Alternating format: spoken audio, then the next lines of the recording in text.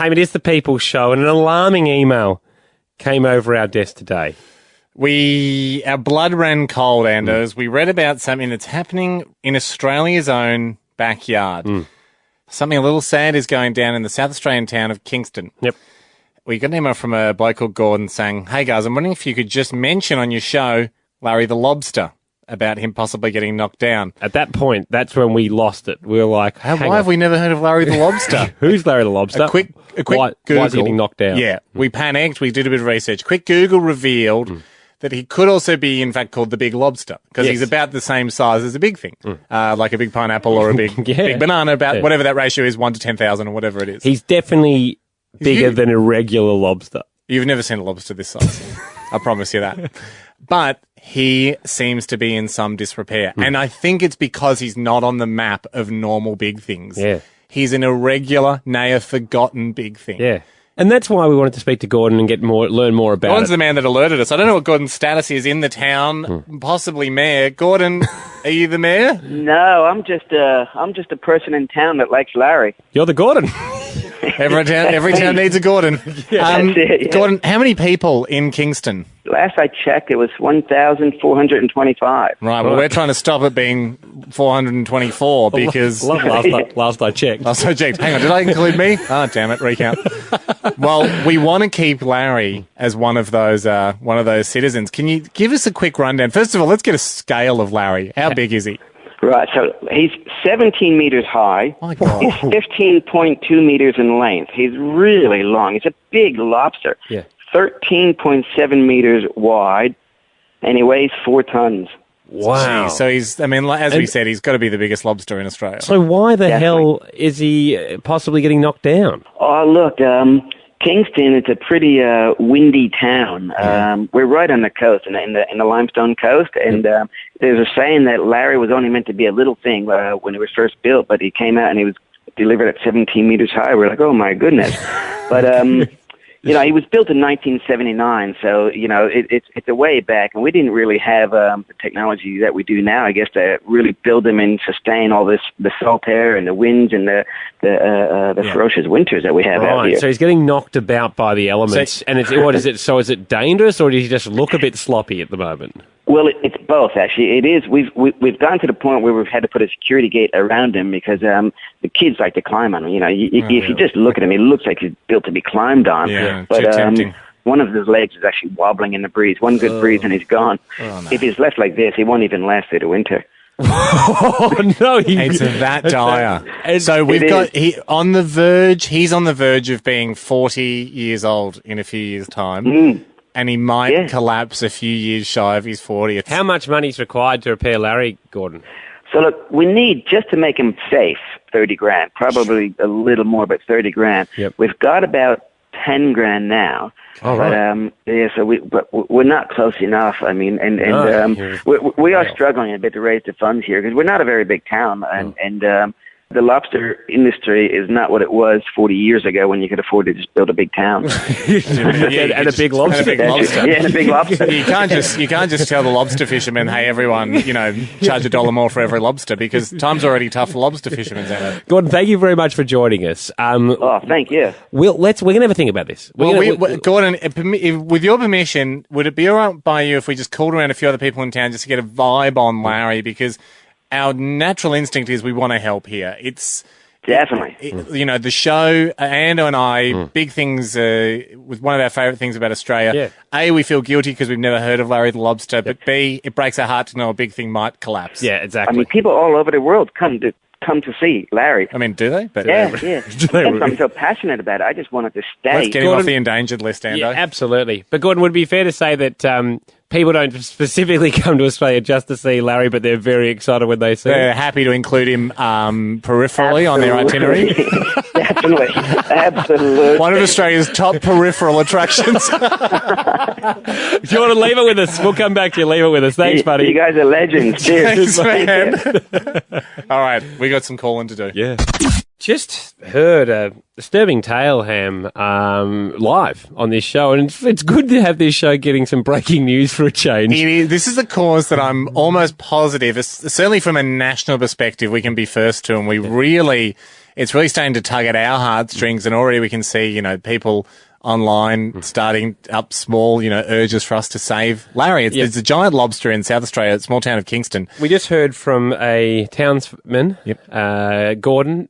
Fragile, nice fellow, but obviously very worried. Shaken about the fact that they've got a giant lobster built there that may have to be torn down because it's not standing up, it's falling apart and it's becoming dangerous. The elements of battering Larry the Lobster. It was built in 1979. It doesn't have the technology of today's bigger attractions like your big ram at Goulburn and whatnot. So Andy and I are sitting here going, we believe Gordon, obviously, but it's just one man's account, though. How much is this affecting the townsfolk? We think we've come up with a plan to accurately assess whether or not the town, this is like the real focal point of the town. The idea being here is, Haim, you ring the local pub as a traveller. A mystery person. And just inquire about whether they have any important tourist attractions. Tell me about the town and see if Larry the Lobster comes up. Yeah, let's see if it comes up. And then let's just get a bit of a feeling or a temperature of how much they love him. Do they care? Hello, Royal Mail. This is Ellie speaking. Hello there. I'm a weary traveller just driving through South Australia at the moment. Now, I'm about 100 k's away from your hotel. Yes. And I was thinking of visiting the town. Yep. Now, I like the look of your hotel. Oh, great. So do I.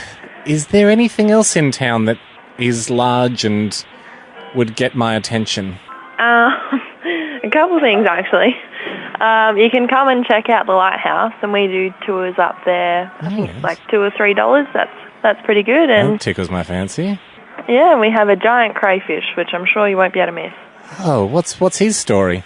The story goes actually that they ordered the crayfish, and it was about the time that they were converting like centimetres into inches, so they stuffed up the conversions. They actually wanted like a little crayfish just so they could sit it on top of the roof, but instead they got truckloads of just bits and pieces, and it ended up being about 2 stories high. What a fabulous story. Yeah. And how big's this crayfish? I would say probably like 2 stories. The antenna would go up to about 2 stories high. Oh, wow. Yeah. I mean, I have seen the big pineapple in Queensland. We've been driving around. It sounds majestic. I mean, we're planning a trip in a couple of years as well. I mean, if I miss the crayfish this time, I assume it would be there next time? I hope so, but we're getting some renovations done at the moment. So. Oh, no, it's not in trouble. Is it in danger? Very much so. Does the town love this crayfish? Yes, they do, very much. That's why we're trying to get some funds together and repair them. Goodness me. And it would be a travesty to lose such an icon. It would. I feel like I should definitely make the trip now to see... What did you say it was Larry the Lobster, did you? That's the one. Yes. I don't think you did say that. I didn't. How did you just are playing I vibed it, sweet child. I'm an old and weary traveller. Who is this, honestly? I shall never tell. It's Hamish and Andy here. Oh my God! Yeah, we're just trying to vibe you passed the test. We're trying to vibe out how important the lobster is to everybody in the town. You are joking. It's not actually Hamish and Andy. It is. We got an email from a guy called Gordon that lives in your town saying you've got to save Larry the Lobster. And we thought we'd do a mystery shopper call to the pub to see how the town feels about the lobster. And it sounds like you guys bloody love the lobster. We love the lobster. We would never let it go. All right, beautiful. Well, thank you. We're just gathering intel. Tell no one that we're doing this. It's not on radio or anything, is it? Goodness me, no. Gosh, no. Oh my God, it is. What was your name? I'm Ellie. Thanks, Ellie. Thanks, Ellie. Hey, well, I hope we can help out with the lobster. Stay tuned. All right, sounds good. Thanks, mate. Bye, guys. There you go. I mean... Great character. What did you think of Bernard, the mysterious traveller? Sweet boys. Hopefully he goes to a land far, far away and doth not return. Okay, He does struggle to make friends at caravan parks. I find him a bit boring. Let's sit on this. Well, I mean, are we going to save Larry or not? I mean, he needs our help. I mean, you can't go through 2 really compassionate, lovely calls and go... We love him. Yeah, it sounds like you do. Anyway, new Rihanna coming up. But it's normally when we make a rash decision now that we have to fight through it. Let's actually let it just simmer for a bit. But our stance is we're going to save Larry. Here's the things that fall on the pro side of things. Here's the arguments for saving Larry. Sounds like a great town. It's a big thing, and I don't think we want to see a big thing go down in Australia. We love our big things. We're going to help them stand up. It's a national icon. It celebrates a real screw up in terms of the measure,ment as she said. It's a mistaken monument, and it deserves a chance. Celebrating an accident's great, isn't it? It's fantastic. It's using the power of the radio show for good. The only thing in the cons column at the moment is we just got a text from our boss, just came through then from Grumpy Dave, who said he grew up near the Big Lobster and he holidayed there, and it's very special to him. So, on one hand... Annoying the boss is also a good thing. It would be annoying to him if it fell down, but it's not enough of a reason.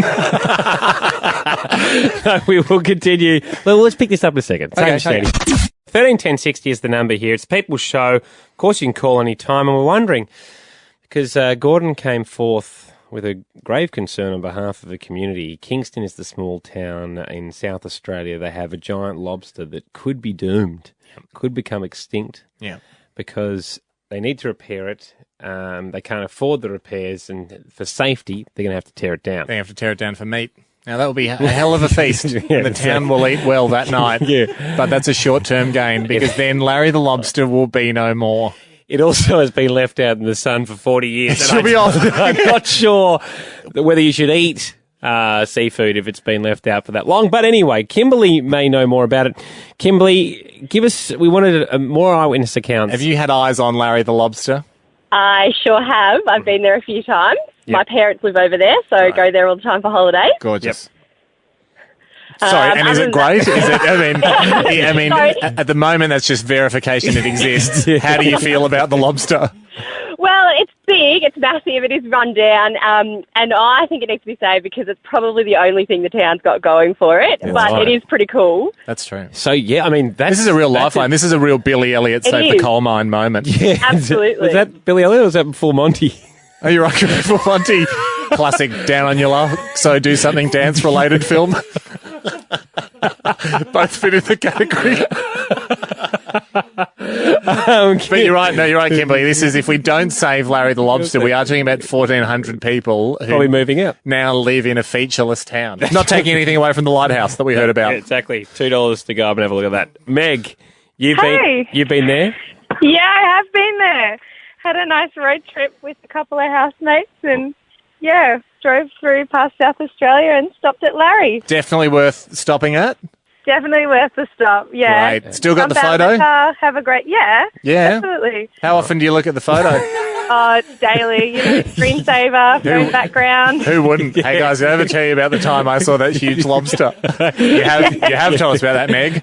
But I want to hear it daily in conversation. I make sure it's... I'm going to show you again, yeah. And I want to hear it again. Well, it's a great story. Meg, I mean... That's lovely. That's a great recommendation. Though technically you could be arguing for it to fall down because it makes your photo rarer. But do you want Larry to be saved? Save Larry, definitely. Yeah. Thank you, Meg. Mike. Yes, I agree. Michael, talk us through. I mean, you've come face to face with a giant lobster. Oh yeah, he was awesome. We pulled up in front and had a photograph taken with Larry the Lobster in the background and their caravan and car in the front. Yeah. It was really, really colourful, got a lot of character. Beautiful. A lot of character. Oh, yeah.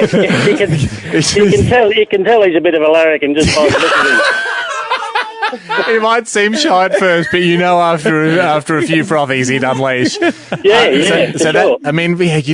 don't want to see a great guy like that fall into ruin. I think, Mike, you have tipped us over the edge there. All right, we have to save Larry the Lobster. Let's have a song to have a think about. No, why don't we've got to come up with some sort of fundraising idea, obviously, because 30 grand is no drop in the ocean. No.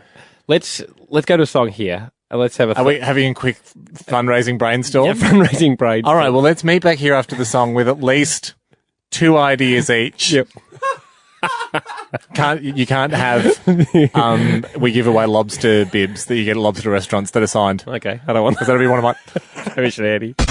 Hamish and Andy driving you home, and it's been a rapid brainstorm here. That was good. You're getting the arse end of a think tank at the moment. I have in the dregs of the tank here, the sludge at the bottom. Yeah. I don't think I've rapidly brainstormed about fundraising that hard since our year 11 formal. Yeah. How can we cover the cost of the ballroom hire, guys? Let's really think outside the square. And after an hour, we came up with a sausage sizzle. And I think we raised about $19. So we just heard from a bloke that had travelled through there before and got a photo with Larry the Lobster in front of his caravan that he was, quote, a larrikin. You can tell that Larry is a bit of a larrikin lobster. So we were throwing around initiatives. Probably short for larrikin. A lot of them were getting borrowed from other things. Yeah. Lobster Nose Day was one that I threw out there where you lacquer a prawn and stick it on your nose. It's not really the nose, but lobsters have very, very small pink tendrils as noses. Yeah, exactly. So just wearing a prawn on your nose instead of red nose. Again, not great stuff. No, Awful. it's offensive to the crustacean community to say a lobster's a prawn. Exactly. And that's okay, but no idea is a bad idea in a brainstorm, Endo. But what we talked about, Ham, telethons, etc. In this day and age, it needs a viral online campaign. Well, you look at the ice bucket challenge, don't you, and you just go, well done. After that, everyone just wanted, how do we do, maybe we do an ice bucket challenge for our thing. We thought, getting a bucket full of lobsters is hard. If you're going to spend $600-700 on a bucket of lobsters, we'd rather you donate that money to the campaign, especially because it's just also not that enthralling to see it tipped on a head. So, again, straight out of the brainstorm, we can refine it overnight, but at this stage, it's going to be pinch a mate to donate. Here's what we thought. Let's celebrate the thing that lobsters love most, pinching. Yeah. And Larry's a larrikin. And he'd like a pinch. We can't stress this enough. It's a gentle pinch between mates. This is not a king pinch to a stranger applied fiercely to the bicep. We're not looking for bruises here. We're just looking for a small attention-seeking pinch, let's say on the upper arm or the shoulder of a friend. We want you to film it, though. Get your phone behind your hand. You gently pinch your mate. They're shocked. When they turn around, you tell them how much they're donating. So you got to go pinch. They turn around, $35, Darren. That's for Larry. I'll pinch Beck tonight, my girlfriend. I'll film it. I'll pinch Yeah, so we can kick it off because she won't be listening now. So, and then what do you reckon? I might fire quite a high total at Beck just to kick it off. Let's start. Yeah. We've got to start. We need maybe around the $40 mark. That's good. Yep. So that's really good. I'll pinch her, film it, pinch it. I like the idea of when you're holding your camera. Yeah. All you see is the claw. All you see is your nipper. Yeah. The hand there as a claw. It kind of travels up, gets the pinch in, person swings round, $40. Yeah. Great. Oh, wow. And then once you've said that to Beck, she's now, she's it. Yep. She's now can pinch someone else and tell them what to donate. So you pay it forward. Love it. Okay. Let's, we'll get ours up overnight. Do you know what we should do? If you go to hamishandy.com, we'll put the GoFundMe link there. There's already an existing fundraising page for Larry, which, and I'm not having a go at the people who are in charge of the fundraising, is woeful. It hasn't. There's no traction. No one's, they've struggled to get the word out, but that's what we're here for, to use the power of the show. We're trying to get to $30,000 to save Larry the Lobster. Start pinching your mates to donate.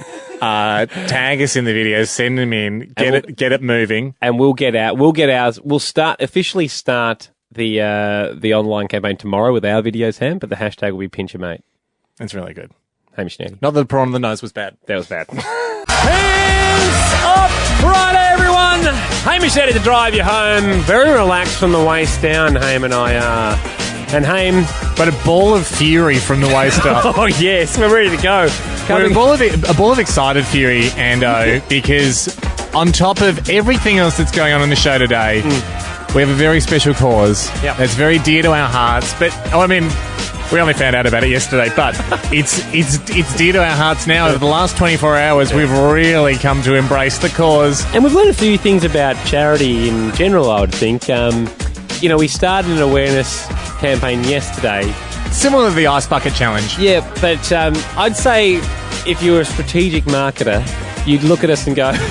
Pretty sloppy start, guys. It's just a slow hand clap.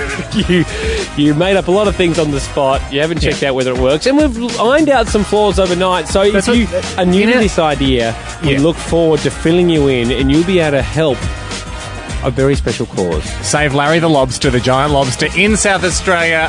We'll do a full fundraising recap very soon. Yesterday on the show, we learned of one of Australia's big things, and delving into what the big thing world, Ham, a little more today. Hamish and Jack and I were doing a bit of research, and it was incredible because Australia dominates big things around the world. I was chatting to my wife about this last night, Ando. Dominate. She's been to so many big things. A couple of big things I'd never even heard of. Big Stork. Yeah. Yeah. Big Stork is there. Big Stork's around. Yeah. She's been to the Big Worm. We know about that one. We She's been went to the Big Strawberry, you and I together. Big Koala. We've nailed the Big Strawberry. Merino. She's been to all the classics like the prawn, all the East Coast ones, your banana, your pineapple, all your big names, your marquee names. She'd not heard of Larry the Lobster, the Big Lobster, down in South Australia. And a lot of people haven't heard of Larry, and it's quite baffling because he's easily one of the biggest big things. Do you know the other country in the world that loves big things? Not as much as us, but when America? we look, no. Not Big Apple? Canada. Oh, they got a big thing, do they? Yeah, they've got a thing for they've got a big thing for big things. Not as big as our thing. Egypt's got that big triangle. Pretty cool. That big triangular prism. But can't remember the name pretty of it, much, but it is famous. When you look at the list of big things across the world, Australia makes up around about 40%. Canada I think comes that's fair. 30%. New Zealand. When you look at the list, and we don't look at the list every day, but everyone knows the list. Anyway, we heard of the Big Lobster. It's in Kingston. It's on the coastal town in South Australia, and it needs some upgrades. Needs Australia's help. Nearly 40 years old. If it doesn't get the upgrade, it's going to have to be torn down for safety. They're looking for around $30,000. We thought, well, let's start a campaign. Now, obviously, you can have telethons, etc., but in 2016, Ham, in this new age of social media, it's all about awareness campaigns. So, so yesterday we came up. Look, quickly. We came up with it quickly, we should add. On the spot, pinch a mate. We didn't know that we were only going to have one. We didn't even know this thing was going to come up. So we only had one song to brainstorm a fundraising idea. But we're stuck with it now because it's happening. Pinch a mate to donate. Hashtag pinch a mate. What you do is you film yourself with your hand out in front of the camera like a little nipper. Yeah. You sneak up on a friend, you pinch them, they swing around, and you yell at them how much they have to donate. Now, that's the bit that's different to the Ice Bucket Challenge because usually the donator is in charge of the situation. This one's a little bit different because it's like calling a telethon and going, here's my dad's number, he'll give $100. It is a forcible donation, which is why you have to do it to a friend. And then they have the power to then go and pinch someone else to make them donate. I got you last night in the studio, Ando. Straight after the show, got you for $40. So then you had the power. I've gone on and donated my 40. Passed on the power. I did get my nipper out this morning. Tried last night, but I thought Beck was going to catch me. Sure. So should point out, it's actually quite difficult. Make sure that the person that is you're going up to sneak up on is doing something that requires all their attention. Yeah. So Beck was choosing an outfit this morning. I came round with my nipper. It's at hamishandy.com or on our Facebook page at the moment, the vision of me doing this. But this is the audio of me going to pinch a mate. I have to get everything done before that. 40. What? You owe the $40 to the fund. Pinch a mate to donate. Okay. You going to pay 40? Yeah. Great. We're trying to save Larry the Lobster. What are you doing? Yeah, we said anything to the show, but this is Larry's nipper. And you now have the nipper, and you've got to find someone. You can't nip me back, though. And then you tell them how much they have to donate. Okay. Go to hamishandy.com. Now, the weird thing wasn't you just giving website pushes to your girlfriend. You do that regularly. The strange thing was, I can't believe Beck didn't listen. What was she doing? Well, that's weird. Maybe we try and get her up on the phone because She might be listening. Call now, Beck, if you're listening. Phones haven't lit up. The thing is, and this is a trick for people that are going to do this. Yeah. Pinch a mate, hashtag pinch a mate, if you're going up and you're filming yourself pinching a mate. Here's the problem. I was so worried about the pinch that I forgot about the details. I think people get carried away with the pinch. It's fun to pinch, yeah. And then you forget making about sure the camera's set up and, you're just in the foreground as you pinch her. I mean, I had a chance to pinch this morning, but as I was sneaking up behind my wife as she was dealing with a toddler having a bit of a tantrum, and she was upset because she'd spilt our child had spilt some stuff on her pants and she was going to have to change and we were running late. some weird voice inside my head went, I don't know if we'll get maximum money if I pinch her here. So I've still got Zoe's one up my sleeve for this weekend. So I don't think Beck would have paid yet because it reminds me of the fact that, actually, I think we've got it right now. Becky. Have you paid your $40, Beck? No, I haven't yet. Just wait, I'm at work. Yeah, I know you are. Sorry about this. Well, go and pinch someone. No, Beck. The reason why you might not have paid it yet is because I don't think... We're on the radio right now. Yes. I don't think I explained it very well. No, you did a terrible job. Yeah, right. And that's why I encourage young pinchers out there. You've got to explain it better after you've had your pinching fun. Yeah, it's half It was pinch, really half promotion. confusing. Yes. You can't just yell numbers at me with a nipper and then talk about some Larry the Lobster. I was like, what are you talking about? Right. Well, what you can do is you go to, like, at hamishandy.com, there's the link there. There's a GoFundMe link, and you have to go now and give your $40 because that's what I yelled at you. Well, that's the thing. Pinch and promote, guys. Pinch and promote. Really get your details down solidly because, I think if I may, and I don't want to have a go here at the Ice Bucket Challenge, the thing was, everyone just loved doing the challenge. Yeah. And wasn't the whole thing like you donate money or you do the challenge? Like everyone did the challenge. I don't know how it went for them money-wise. I think it was a wonderful event for, for fun videos, but I don't know if it was a successful fundraiser. So ours is very much pinch and promote. Pinch your friend, promote the cause. Pinch your mate, promote the cause. And then donate. Hey, Beck, go and pinch your boss. All right. I don't think you're going to do that. That was easy. So Hamish and Andy driving you home. Hey, yesterday on the show, we called back after receiving an email from a fellow called Gordon. We called him back, and he was telling us of a large lobster, a novelty-size, huge tourist attraction-size lobster. It's massive. That was in the small coastal town of Kingston in South Australia. More accurately, the town of Kingston hangs off the back of Larry. yes. Because Larry's massive. At the feet of it, like it's hailing. It's Larry's sort of the god of the town, and everything that happens in the town does so with Larry's very subtle nod of approval. Very subtle because he's made of fiberglass. You can barely tell he's nodding. He's at risk of being demolished because it's getting old and he needs refurbishment, and basically for health and safety reasons, it's going to be a problem. This is what Gordon had to say yesterday. First of all, let's get a scale of Larry. How big is he? He's 17 meters high. My God. He's 15.2 meters in length. He's really long. He's a big lobster. Yeah. So why is he possibly getting knocked down? He was built in 1979. Kingston, it's a pretty windy town. One of his legs is actually wobbling in the breeze. One good breeze and he's gone. If he's left like this, he won't even last through the winter. Oh, no. It's that dire. People all over the world come to see Larry. But Gordon, would it be fair to say that people don't specifically come to Australia just to see Larry, but they're very excited when they see him? They're happy to include him peripherally on their itinerary? Absolutely. One of Australia's top peripheral attractions.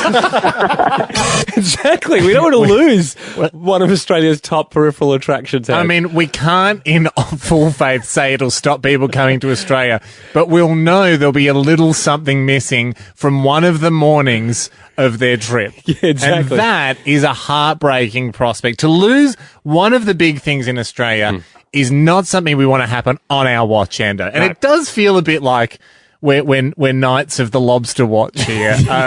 Because I think that and the combination of the concept of winter is coming and he's not going to last through the winter does make us feel like we're the Lobster watch. We're on guard. We should save it. Haim, that's why we started an awareness campaign yesterday that has been problematic. It's pinch a mate to donate. You film yourself with your hand is a little nipper. Yep. You go, creep up behind a friend, you pinch them, and then you yell at them how much they have to donate. Yeah, can't stress enough how much it needs to be a mate. Yeah, do this. This is not just pinch anyone you see for the hopes of charity. It does have to be a friend. And you then yell the dollar amount at them, and then please, the crucial part is that you got to get them to donate because we're seeing at the moment, if we were to graph it, pinches increases, the worm, the graph doesn't quite match the dollar amount increasing. So we're seeing a lot of pinching happening, but people have to pinch and follow through on the pledge. Go to hamishandy.com, the details for the pledge. But straight after this, if you're willing to try and do a live pinch for us, we'd love to hear it on the radio. Yeah, you just have to be at home or in a workplace or whatever where you reckon there's someone nearby that isn't listening, so wouldn't be aware of the pinch that's coming their way. Call us on 131060. We'll have you up on the phone. We just need you to creep up behind someone, pinch, yell an amount, and then we just see the Larry the Lobster Kickstarter, the GoFundMe amount skyrocket. Absolutely. Hopefully after this. Haim, we're asking here people out there to hashtag Pinchermate. Pinchermate to donate. We're trying to save the giant lobster. Now, probably a lot of people would know it just as the giant lobster. And that should be enough for any Australian listening to go, yep, this is a good cause. We're a country that loves its giant fiberglass models. None of the big things should ever be knocked down. But the fact that it's Larry and he's not just a lobster. He's Larry. And to the locals, he's a real icon. And we even had someone on the show yesterday, a guy called Mike, tell us that he's a bit of a larrikin, which is not an adjective would either of us were expecting for a giant fiberglass lobster. But the more you look at him, the more you realise he is a larrikin, and it'd just be such a shame to lose him. So they've got a donation account, a GoFundMe account. The details are at hamishandy.com if you wanted to go and donate. But to create awareness, we're doing hashtag Pinchermate. And you go up and you pinch your mate to donate, and then what you do is you creep up behind someone, you pinch them, then you yell the amount that they have to donate. Yeah. So it's a real lose-lose for the person that gets pinched. You've been pinched, and now you're out of pocket. Beck joins us. But a win-win for the pincher. Hi, Beck. Beck, how are you? Hi, boys. I'm good. Whereabouts are you, Beck? I know. Well, I'm talking quietly because I understand that you're going to do a live pinching for us. Now, yes, I've got my mother just having a lie down in the other room. Oh, fantastic. So is she asleep or just having a little rest? No, I think she might be. No, she's still awake. Okay. Would she? I mean, is she going to see you coming?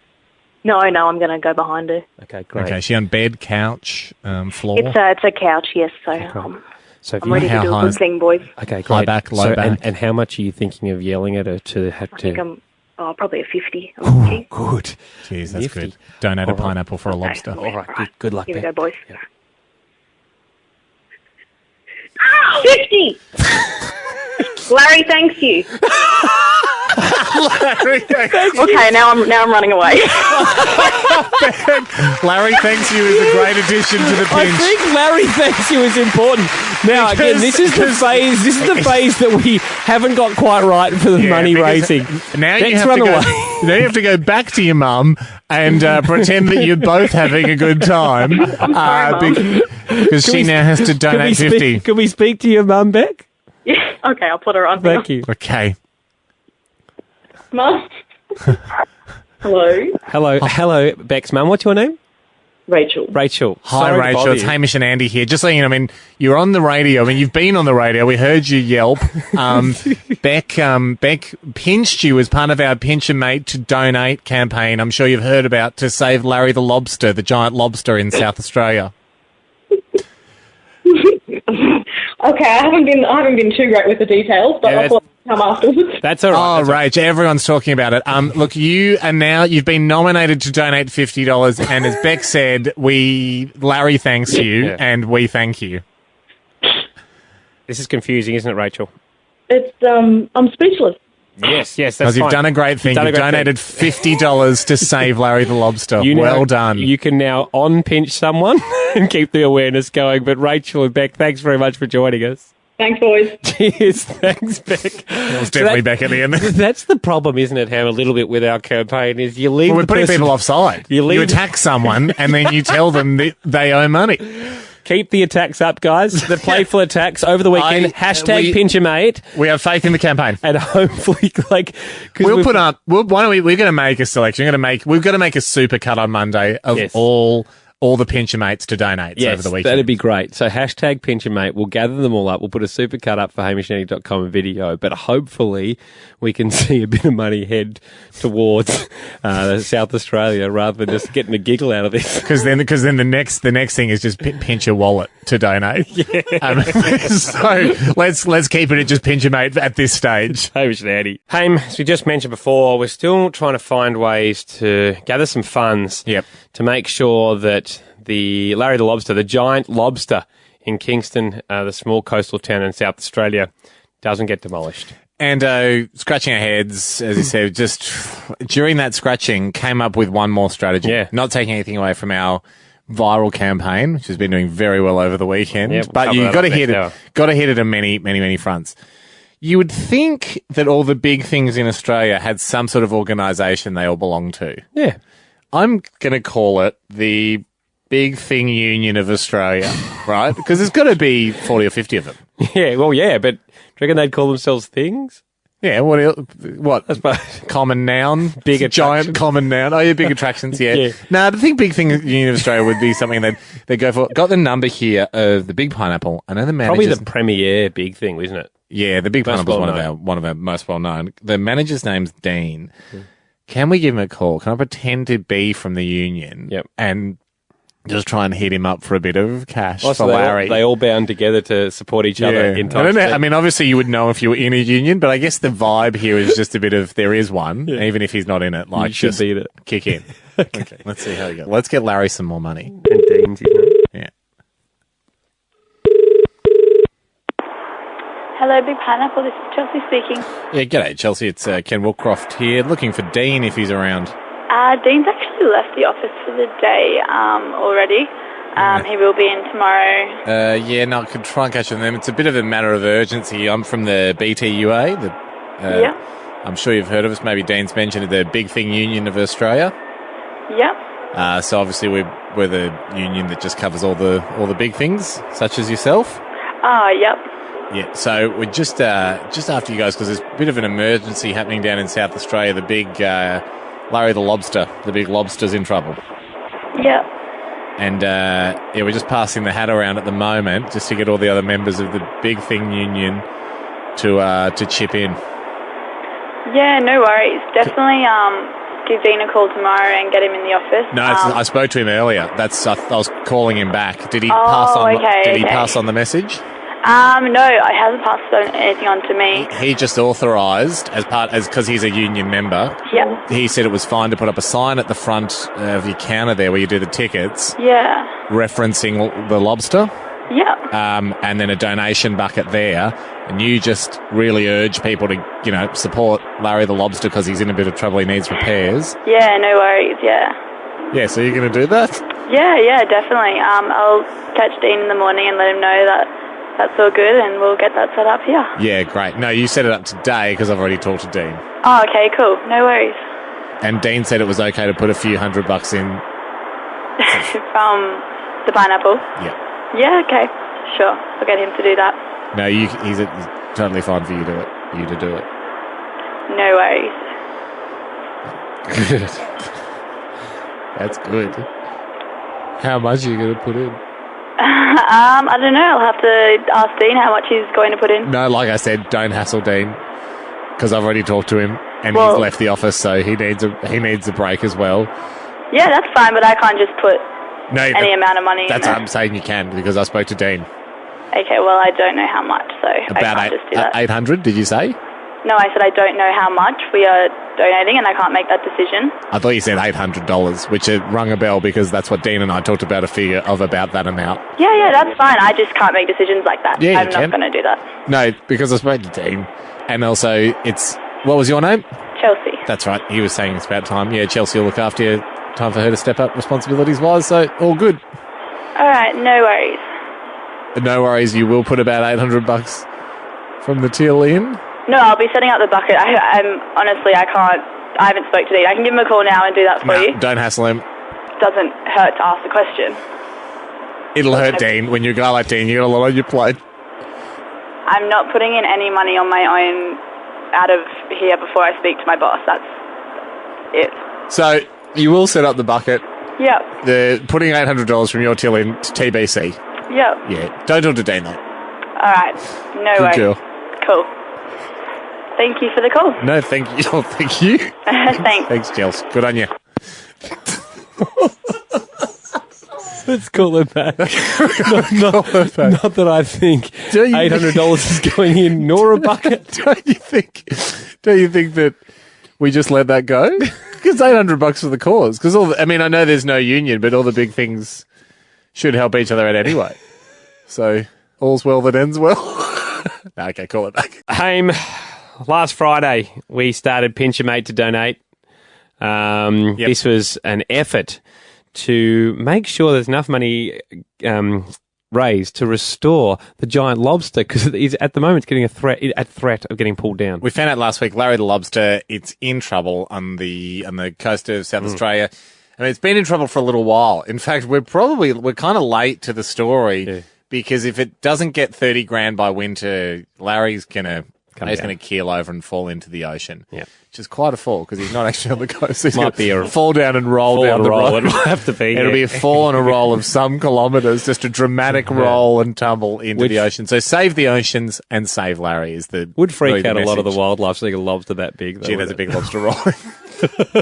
But when you say lobster roll, it kind of sounds delicious.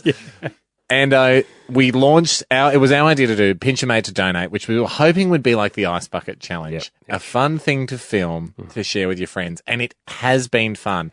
You essentially film your hand in the foreground of the shot. You've got the pincing claw ready to go. Walk up to an unsuspecting friend, pinch them, yell at them how much they have to donate. That's where it falls down. They're angry because they've been pinched. They didn't know about the cause. They don't want to donate. You usually don't have the GoFundMe page up. It's hard you can see how motivation falls over at that point. It's very difficult to explain to an irate friend that it's all for fun and a good cause. You're also giggling and telling them to calm down. So really, they've been pinched and their money takes a hit. So we do acknowledge that it just doesn't have all the hallmarks of a killer fundraising campaign, but we stand by Pinch a Mate to donate. And keep doing it. Keep doing it. We encourage you to do it tonight. There's still got to be mates you haven't pinched. But look, it was Dave really who emailed today, made us think, gosh, that's good. The people out there, they're going to help with their little donations. You can donate at HamishAndy.com. And it's starting to go. The GoFundMe. You go to our website, and there is the link there to the GoFundMe page, and it's starting to boom here because we do not want another big thing to die. We should though go after the corporate dollar, and this kind of came to mind for us when Dave emailed, and he joins us now. Dave, thanks very much for joining us and reaching out. Ahoy, boys. Ahoy. Heidi from sunny Perth. Ahoy to you, Dave. And thank you for joining the show because you do represent the corporate, nay, the small business dollar. That's right, mate. We've got to look after our own. The seafood business is a tough one. The crayfish industry, copping a flogging over here in WA, so why not get behind it and help out our South Australian brothers? That's exactly what we were trying to do. Dave, how much did you and the team there at your business want to donate? Well, I snuck up behind the old man this morning. I'd done the pinch, and I hit him up for 500. So we'll chuck 500 in there. How does that sound? Big pinch, big pinch. Now, here's the thing. Here's what we can offer in return, Dave. We thought on 131060, if businesses want to donate, depending on how big your donation is, you can get a plug. Now, for $500, Dave, pretty good. I'd say you can get the name of the business in there and 2 specials that you've got coming up this week. Go for it, Dave. Okay, Catalano Seafoods. We've got 8 locations in Perth. And we've got, what's a special? All right, let's go with wild Canadian salmon portions. Yep. At $7 a pop. Gee, that's good. That's good, yeah. What else can I do? Geez, you've got me on the spot now. To be honest, that's about $500 worth. The wild Canadian salmon sounds good. I mean, you've chipped in $500 to help Larry. I know, if we got any longer there, if people come with I was going to have to bill him for another $500. Yeah, exactly. Dave, thank you. We should have told you that thinking time's included in your plug, so you spent a lot of it on thinking time. Thank you, Dave, from Catalanos. That's amazing over there in Perth. There's another $500 in the kitty, and okay, this is good. This is how we start getting some real coin. 131060. Give us a call now. You've heard what $500 buys you. Yes. Do you want more? You can have less. Do you want less? Yes. No matter how big or small your business is, call up now. 13 10 60. Help save Larry. We won't mention your business. We can't, because that's a plug. Yeah, but we'll find out how much you're donating, and then we'll allot you your time. Be a real can of worms here. We'll give it a shot. Next to Hamish and Andy. We need to rally around Larry because, as we would for any big thing that faced demolition, Ando, what are we as a nation if we don't have our big things? They're what put us on the map. We'll just be blank on all the atlases. Kim joins us. Kim, you we're not allowed to say where you're from yet because this is the game we're playing. So we're asking companies, big or small, to call up. When you tell us how much you're willing to donate, we tell you how much time you're allowed to plug your business. Sure, okay. Kim, what's your dollar amount first? Let's get the nitty-gritty out of the way. What's the business? It's a big one, $1,000. $1,000. Okay.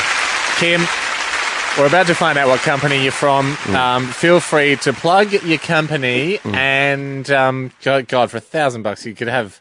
I mean, she can have a good go. You can have a good go at it. Yeah. Give us the best feature of the company and a few of the things you've got coming up.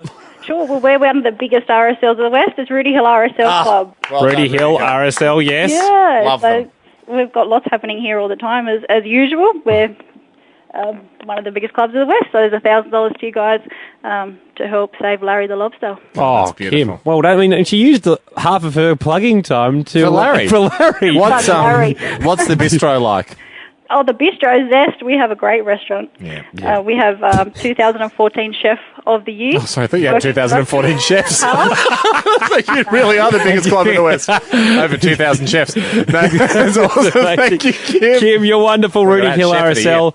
On to Matt. Matt, we can't say your business name yet, but Matt, how much are you giving? Hi, boys.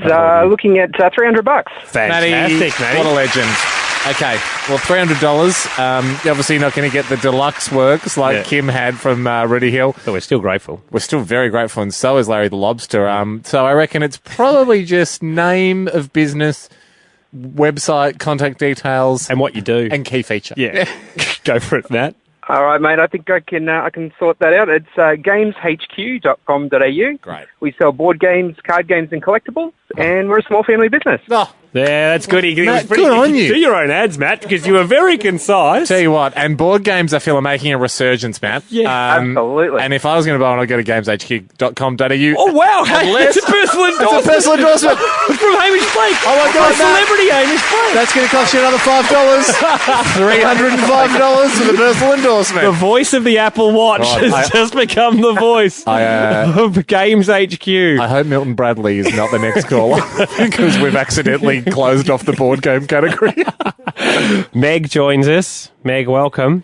Hi, boys. How are you? Yeah, very well. What's the offering from you today? We're a small family business, so we're offering $100. That's good. Beautiful. Every little bit helps, and that's a big bit. So you're allowed, I would say then, just going off the market at the moment, what we've given out. Just name of business. The name of business. And how good you are. Yeah. Okay, go, Meg. Well, what will we get if we throw in another 50? You get Andy singing your jingle. I'll take it. All right, so $150. Meg, what's your business? Rylance Hometel Homes. We do executive homes in Auchenflower, Spring Hill, and Kangaroo Point. You damn right you're doing. What's that jingle, Hendo? Rylance, have a dance with Rylance. Take a chance on Rylance. No, have a dance with Rylance. Wasn't worth 50, but we got it out of it anyway. It's exactly the message you want to put out there when you're doing executive accommodation. Have a dance with our executive accommodation. It sticks in the back. Takes two to Kango. Joshua. Hey, guys. Hey, Josh, how much money are you going to donate to save Larry the Lobster? I'm going to do 500. Yes, what a good man. Well, we've had a precedent for 500. We've had a precedent. Yep. You know you get a fairly hefty plug. You get the name of the business and two specials. Yeah. So that's awesome. Take it away, Josh. We're Cosmic Cleaning. We're a home cleaning business in Canberra. Good. Family run, fairly new and doing well. Fully insured, home cleaners, And yeah, we'll give you a good rate on our website. You book online. Oh, that's good, that's Josh. Good plug. Josh. And I like the included we're doing well, which a lot of people wouldn't put in an ad because people go, well, I'll go to the guys that need our business. But doing well implies repeat customers. So you're trustworthy. Cosmic Cleaning. I think it's a good thing to put in because they're not going to dissolve before they get around your house. We're not going to do something desperate, like, we're not going to nick your couch. Look, we're doing well. We're doing well I'm enough not saying we are not to steal at your premises. We're also going to give you a good rate because we do well on repeat business, not one-off overcharging. Good work. That was Cosmic Cleaning. Mark joins us. Mark, we can't say where you're from yet because we need to determine how much of a plug your business gets. I'll give you an accidental plug. How much would you like to donate, Mark, to save Larry the Lobster? Yeah, g'day, guys. So we're up for $5,000. Oh! Oh my God! That's a whole new claw. You just paid for his claw. What's the company, Mark? It's the RAA, the motoring club in South Australia. RAA. What a way to save the day, RAA. Well, I feel like, Mark, at we've got to give you something better. We've got to give you something better. If we How about, are we thinking the same thing here? Why don't we we'll go to a break here. When we come back, we'll have an ad ready for you, Mark. We'll go and... It's not going to be great. Only got a feew minutes, but we'll have a custom-built ad. All right, then. Sounds good. What is the main key feature that you'd want to get across in the ad? The motoring club is a South Australian organisation you can trust. Okay, trust Good. is important. Would you like us to list some of the ones you can't trust? Just for the sake of clarity. We're a club you can trust, unlike the following. We'll stick to the positives, We'll Mark. build some trust in there. Okay, no worries, Mark. Coming back after this with your ad, Hamish Andy. We've embarked in a really roundabout way of giving out some endorsements for charitable offerings. Mark rang up and we asked Mark what company he was from. Actually, we asked Mark how much he was going to donate first, and he said $5,000, which is very exciting. Blow us away. We thought he needed far more of effort put in to his endorsement, his plug. He still's on the line. Thanks, Mark, for sticking around. Thanks, guys. Mark, you're from RAA, of course, the motoring club that you can trust was your instructions to us. RAA obviously offers a lot of services. We did a quick Google to make sure we got all of them under the umbrella.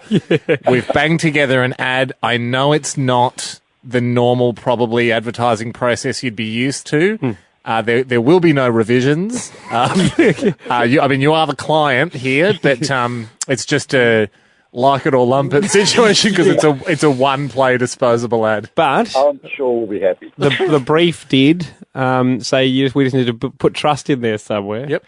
And we are thrilled, though, that you're reaching out to help Larry the Lobster. That's it. Here's your prize, if we can call it that.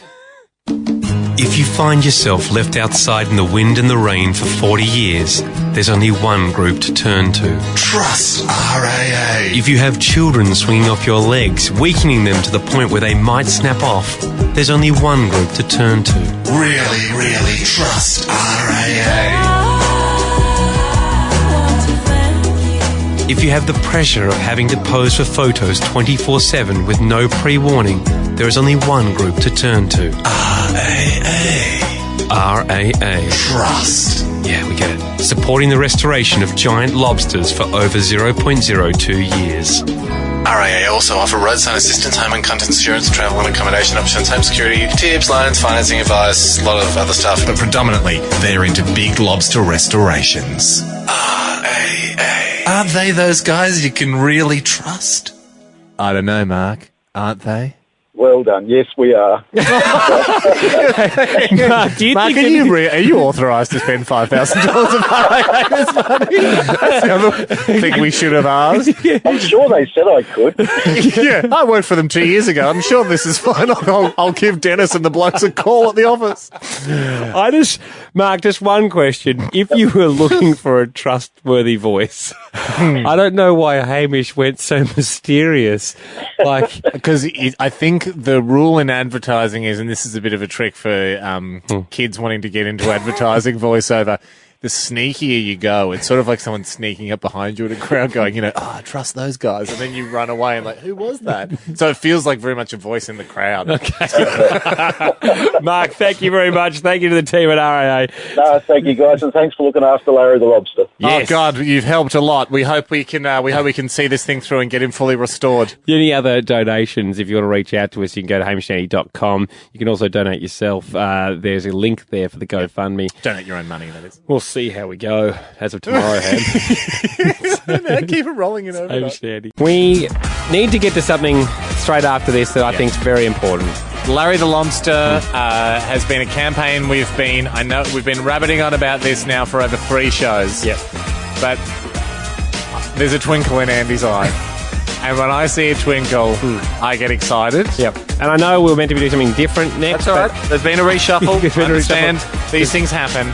But we're on our efforts to try and save a big thing. Australia loves big things. The big koala, the big merino, the big pineapple, the big lobster is the one we're trying to save. It's in Kingston, a small South Australian town. Can we save it with your idea? Hey, we better kick things off with Larry the Lobster. Let's do it.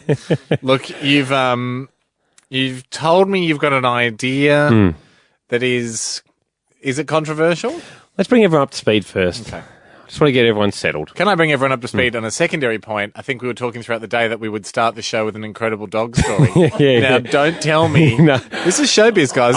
This is up to, like, minute to minute. Yeah. We're just making judgment calls on what the public needs to know. Yeah. Now, please don't tell me the incredible dog story has been axed from the whole show. No, she shall feature later on. When? I'm not taking anything away from the seriousness of Larry. 35 minutes. Done. 45 minutes. Okay. Now, Larry the Lobster, giant lobster on the south coast of Australia, Australia, town of Kingston. He's almost 20 metres tall, Larry. He needs renovations, otherwise he's not going to last through the winter. He's almost 40 years old, and we must save this giant lobster. We love big things in Australia, and you and I, this has touched our hearts. A big thing is very near and dear to us. We've been trying to raise the money. And look, people have helped, and thank you, It's People's Show, so well done. You can continue to donate at hamishandy.com. There's a link there to a GoFundMe page. Nothing to sneeze at, too. We're up at 13 grand, aren't we? When, we had a $5,000 donation yesterday. Yep. That hasn't hit the page yet. And then 13 grand we're up to. So yeah, if they pay. If we haven't been fleeced. I'm driving in today thinking, what do we do? Yeah. How do we make another 17? We're less than half. Yeah. We're about half. We're about half. And that's why I thought, how can we double our money? I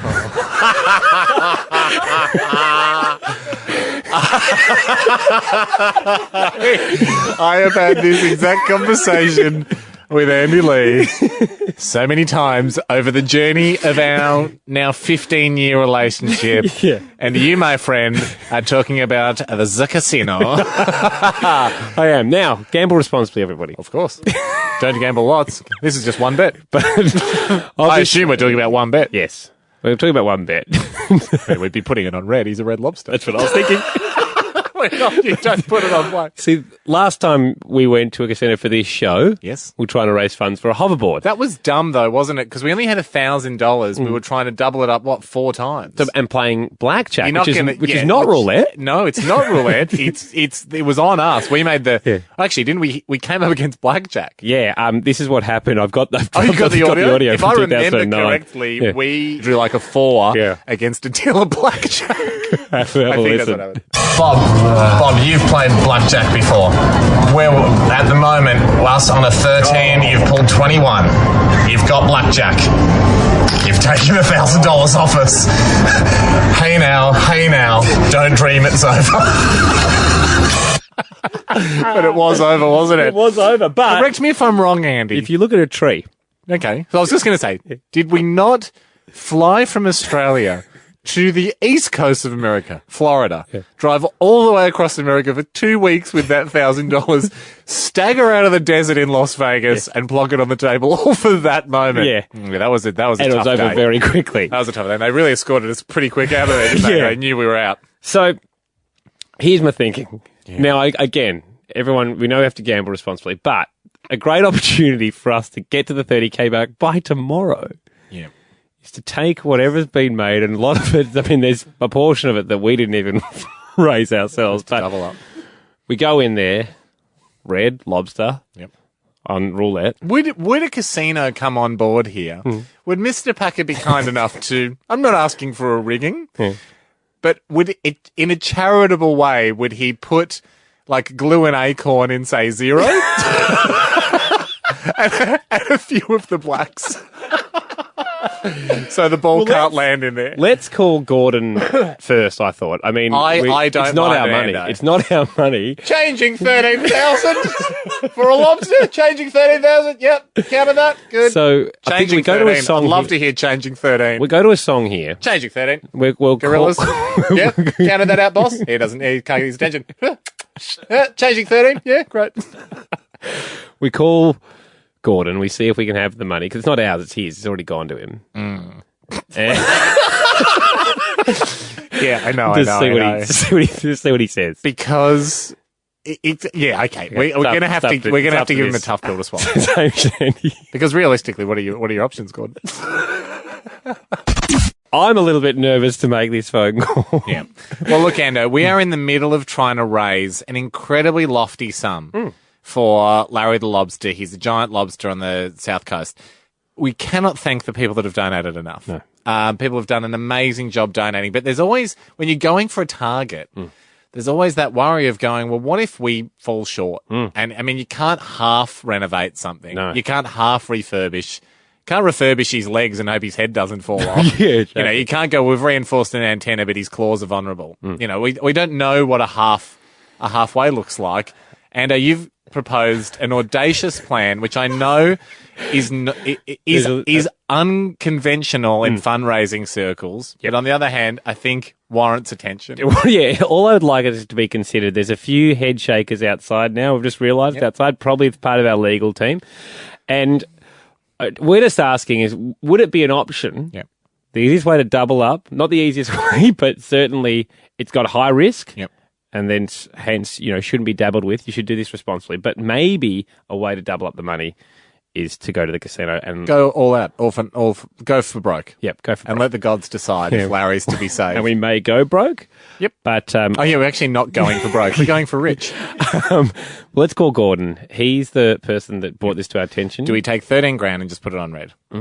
For lobster? Because the thing is, I know that's an insane amount of money to put on a table at a casino, but the wheel doesn't know. No. Wheel doesn't know. Could just come up red. Hello? Gordo. What up? It's Hamish and Andy here. How you going? Good, and you? Yeah, Yes, really good, really good. We're just in here at fundraising headquarters for Larry, just tossing around a few ideas. Righto. It's got to $13,000 we noticed today. Did it really? Yeah, we're up to 13,000. It's peaking at 13. We sort of gave it a huge push on the radio show yesterday. Got a few corporate people behind us, and the tally's at 13,000 now, and that's looking great. But you also get the feeling that's, you know, that was with a few of the big money donations, and we were hoping to get nearer to 30, but 13 is great. That's awesome. Yeah, it's really good. But I suppose it brings us to this fork in the road where you go, what can we do with 13? And I'll just quickly hand you over to my compatriot Andy, who had an idea. Righto. Gordon. Yes, how are you? Yeah, good. We know that 13 grand is yours and the town's at this stage. Mm-hmm. How do you reckon the town would feel, say, if we took all that money... Right. ...and we went into the casino and we put it all on red? The colour of a lobster. Wow. Because then you've got... Closer to 30. You know, you've pretty much got the 30. Wow. 13,000... Oh, look, I like having a good punt, but wow, that's... It's tempting. No. I hear you, Gordo. It is tempting. Well, no. What a tricky one. Do it. Did you say do it? No, I think he said damn it. No, I said do it. You said do it? Be wild. Oh, yeah, now, because Gordon, we want to say I know the excitement. Now, I must stress, the excitement is obviously very compelling, and in the moment, this seems like a great thing to do. But probably not, is it? Well, no. Well, I mean, it depends which hypothetical you can play out. Let me give you this hypothetical. We win. Okay. And Larry's fixed. Now, doesn't that sound like a future we can believe in? Oh, wow. Is there anyone else we need to be running this by? Probably. You see, I'm just the Gordon. It's not my lobster. It's the town's lobster. Yeah, exactly. So I don't Should we put it to a town vote? Is there a town meeting scheduled at any time soon? How quickly could we get a referendum together? Oh, God. Wow. This is overwhelming. Yeah, it is. You woke me up from my nanny nap. Got to think about this. I know, and suddenly there's promises of riches flying through the air. What if we could do something? Because on Twitter you can set up a vote, right? Yeah. What if we did this? I know it's not watertight, but Gordon, you spread the word through the community tonight. Okay, we set up the Twitter vote for tomorrow. So the referendum, let's say, opens Mate, there's at 4. 1,400 people in that town versus how many people follow us on Twitter. No, but that's what I'm saying. You can't vote if you're not from the town. There's no way of policing that. So I know it's an honesty system. I know it's not watertight. Did I not say that? Right. But it's just for the people of Kingston to vote. Can you put a don't couple? Get on there if you. Put a couple of calls in for us in the next hour. Or are you banning the Twitter referendum? Okay. Yeah, we are definitely banned that because I don't want our listeners to dupe a small town out of their right for a decision here. Don't think they would. Gordon, we'll call you back in an hour. You want me to see if people want to do it or not? Yeah, Could you just take the temperature? A general run around and a ring around, and a vote can come back to us, and they can remain anonymous if they're no's, because I know we don't want to put any peer pressure on them. But you just come back to us with a count in about an hour. Right. Just a few for and against, and maybe reasons people are giving from either side of the fence. Because, look, the last thing we're doing here, we're definitely not advocating gambling, but what we are advocating is sometimes when you're in a tricky situation, you try to do something remarkable, you need a little luck. Yeah. Have you guys really raised nearly 13 grand? Yeah, I know. Yeah. We're short. Holy cow. There's only one solution I can see. But, I don't want to leave the witness. We'll chat to you in an hour. It's Hamish and Andy. Thanks, Gordon. This crusade to save Larry the lobster, he is a big thing, a giant lobster in the small town of Kingston, a coastal town in South Australia. As impressive as the giant pineapple, the big pineapple. And he's not quite as impressive as the giant pineapple, but he's as impressive as the big pineapple. The big pineapple. He's up there. Like, it would be annoying for the big pineapple if someone opened a giant pineapple next door. The biggest pineapple. As impressive as the big banana. He's one of the big things. He's part of the family. Goes a little unnoticed, probably because he's not on as important a thoroughfare, you would suggest. No, I agree. And we've been trying to raise money for him. A few initiatives. There was an online attempted a viral campaign, which probably annoyed more people than raised money. Yep. We went up to the corporate dollar yesterday. We're doing pretty well. We got up to $13,000. They need $30,000 to refurbish him. It seemed to us, that fraction, 13 out of 30, whilst it's a great amount of money and so generous of people to have donated, yesterday was the big push. Yep. And when you're in the fundraising world, you got to admit when your big push doesn't get you the whole way. Yeah. Which is why, I was scratching my head and I didn't really have any solutions. I was wondering, I guess we just got to keep pushing it. I was thinking to myself, but you came in earlier on the show, Ando. And I had a little suggestion. You had an idea. I'm driving in today thinking, what do we do? Yep. How can we double our money?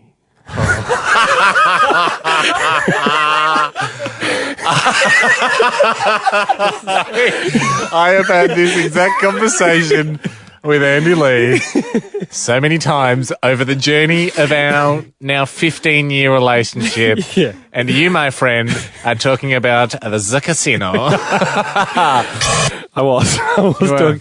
And look, we obviously gamble responsibly, everybody. Yeah. There's a lot of ways to double your money. Invest wisely in the property market. But maybe buy shares that over the long run do very, very well, but not instant. No, I was hoping for a very risky quick fix. Yeah. And that's what gambling is. It is risky. And Haim, you gave me your blessing, and then we realised it's not really our money because all those funds so far donated have been going to the town. So we gave Gordon a call. He's a fellow who initially reached out to us. He's from the town. He's got a love for that lobster. Yeah. And we asked him the question of our idea. How would you reckon the town would feel, say, if we took all that money... Right. And we went into the casino and we put it all on red? The colour of a lobster. Do it. Did you say do it? No, I think he said damn it. No, I said do it. You said do it? Be wild. Oh, yeah. It was high times. It was very exciting. But then we calmed down again. So it was a real roller coaster, and we said, okay, again, Gordon. Well, Gordon said, I'm just a Gordon. Which is probably the quote of today's show. Yeah. He's just a Gordon. It is the town's will and money, but 13's not going to get us there. 26 obviously would. We said, Gordon, call around. You've got an hour. Call people in town. Take the temperature on this idea. I liked the phrase you used before, Ando, when you said, let's find out if the town of Kingston is willing to risk it all. Because it sounds like a game show. Rather than taking all the money that has been raised and going to the casino. It is a bit like a game show. Yes. Gordon joins us again. Gordon, you've called around. How did the calls go? Oh, g'day, guys. How are you? Yeah, very well. Good. Good to hear that. So, look, I did. I called around. I went to the local pub, and I spoke to a few people there. And the general consensus is that it's not really our money, so we can't just. We had so many people, different people donated it, and we really just can't gamble it away. Yeah, that's what I was saying to Andy, but he was like a madman. I don't know if you've seen the episode of The Simpsons where Marge can't stop gambling. And I was like, no. Gordon, you would have been high on the excitement, which is it's an exciting prospect. It is infectious. So when you pitched it to other people, Gordon, what was their initial reaction? Was it excitement, and did they come around, or did they think you were a madman? Well, both. They thought I was crazy for even thinking of it, and I was like, "It's not me." No, look, it sounds really exciting, actually. And at first, I thought, "Why not? Let's do it." But then I had to, upon talking to other people, I thought, "Ooh, yeah, it's probably not a good idea." Yeah, and it's not. We're certainly not recommending it as a way to, solve life's problems. Yeah. But again, in that game show framing of the winner takes all, of risking it all, it is very much the kind of thing you'd see a Denya push on Family Feud. And in a way, it's just it's a new take on a game show. It seemed like a pretty solid no from the town, Gordon. Any yeses, Gordon? Maybe 2 or 3 yeses and like 98% no. Right. Okay. Around to 100 people. Okay, well, I suppose the other thing too is we had people like RAA come on yesterday and donate a lot of money, and the Rudy Hill RSL. Yes. It was miles away from so generous. So generous, and I suppose we haven't.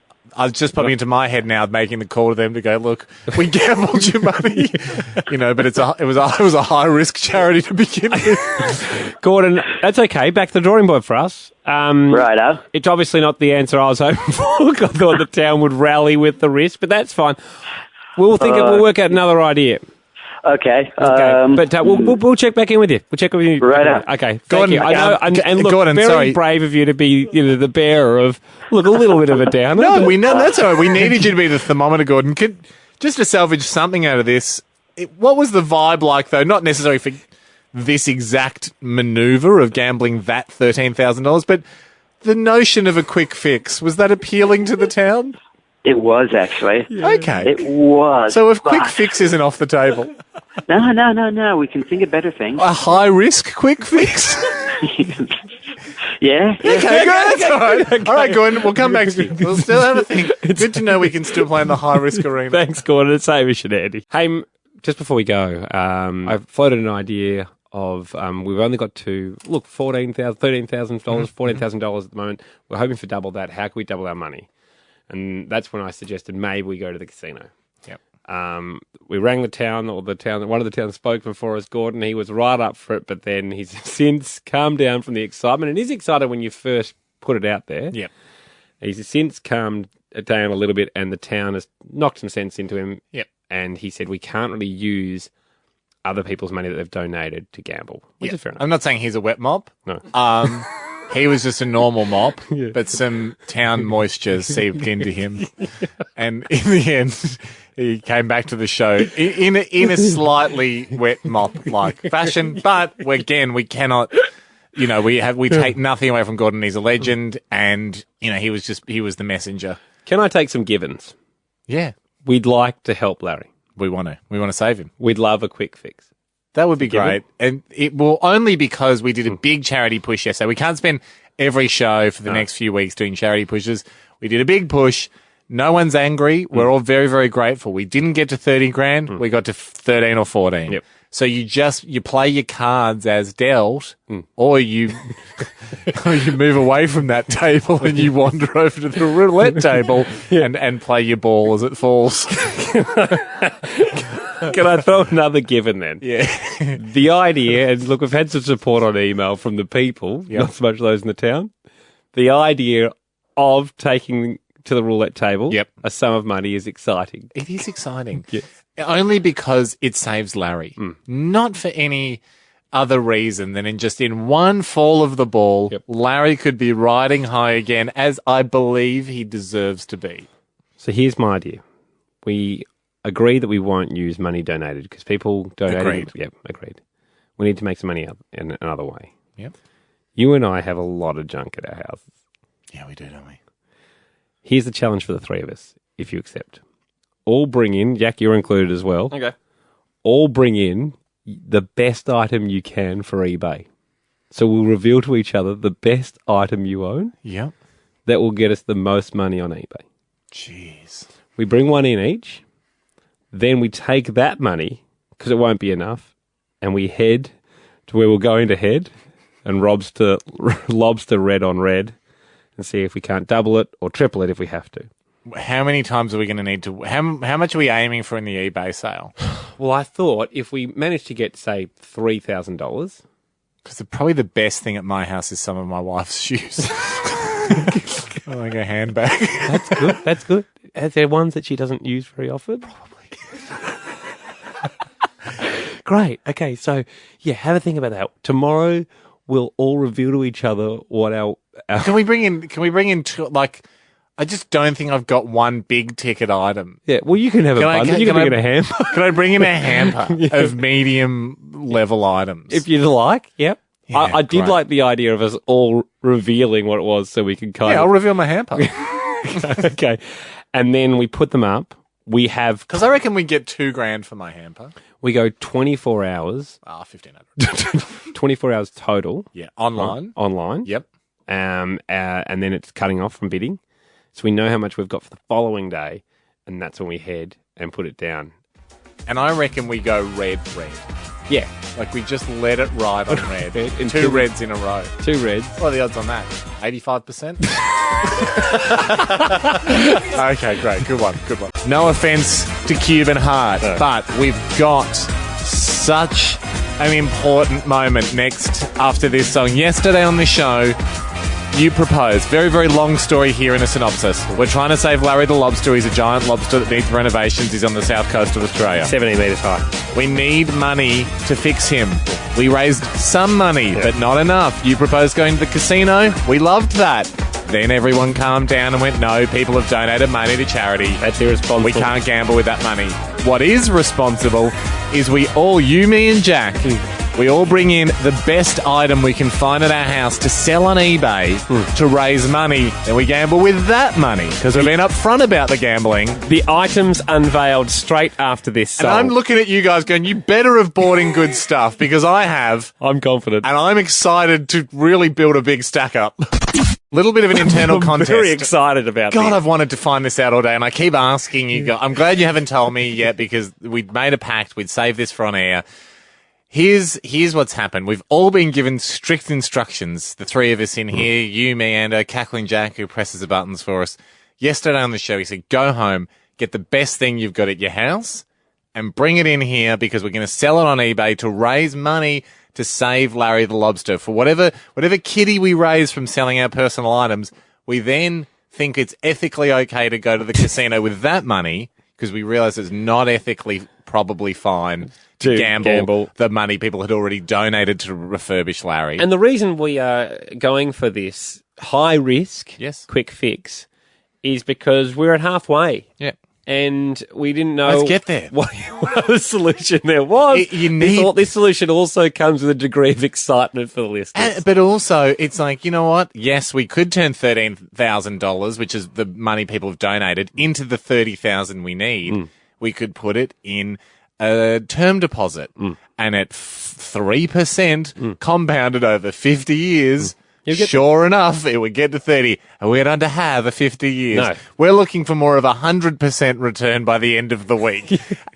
So of course, with a higher return does come a higher risk. But I've got a crazy good feeling that if we took the money we raised by selling our personal items to the casino, we can triple, nay, quadruple up, and we can then top up that 13, and we'll be at 30,000. So the way this is going to work is we said to each other, bring in something from home, something that's worthwhile. Yep. Putting on eBay. Jack, you're the first to reveal. Well, yours. I mean, we'll go with Jack first. We probably should go with Jack first because I think it would make sense to go from cheapest to most expensive. Yes, because in the intro there you said we were given strict instruction to find the best thing at our house. I didn't remember that word best, so I just found something from my house that we could sell on eBay. I knew you'd do this. I knew Jack should be junk. No, it's not if junk. I may. It's not junk. It's not junk. Jack, if regular listeners of the show would know, he's the show's secret tight ass. Yeah. He's secretly thrifty. Yeah. Aren't you, Jack? No, I'm not. And actually, this is a great item, and I might buy it. Other people don't. He might buy it back off himself. You took avocados home from the group stash, Jack. You just do some secretly thrifty stuff. Anyway, Jack, present your item. Okay. This is my skateboard that I bought under 2 years ago. There's a photo of it there. I'm showing it to you. It's an Element deck. Yep. Very few uses. Even though it looks quite used there, I've actually scuffed that up on rails purpose. and yes, to make it look well used. Yep. Because free scuffing. It's so it cool. looks like few but clumsy uses. Yep. Cool as a skateboard, or I've been using it more as just something to keep in your house as art and to show that you're cool. Yeah, a lot of people do that with surfboards. Yeah. Okay. Also, it could be signed by Hamish and Andy. Interesting get you guys to sign it. Maybe do a kickflip or two on it and put it up on the website. And okay, Jack. I'll let you, if you film me from waist up, I'll do as many kickflips as you want.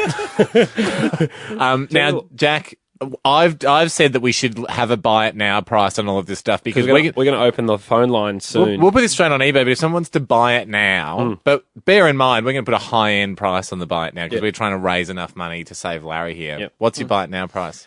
The original retail price was $150 for the skateboard. The buy it now price is $80. Is that too high? No.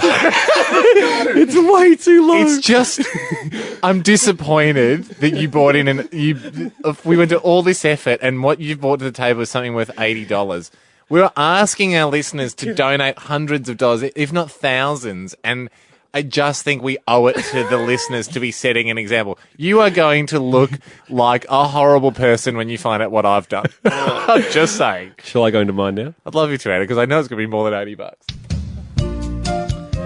Today on offer. Yes, what do we got? Should be going up on eBay.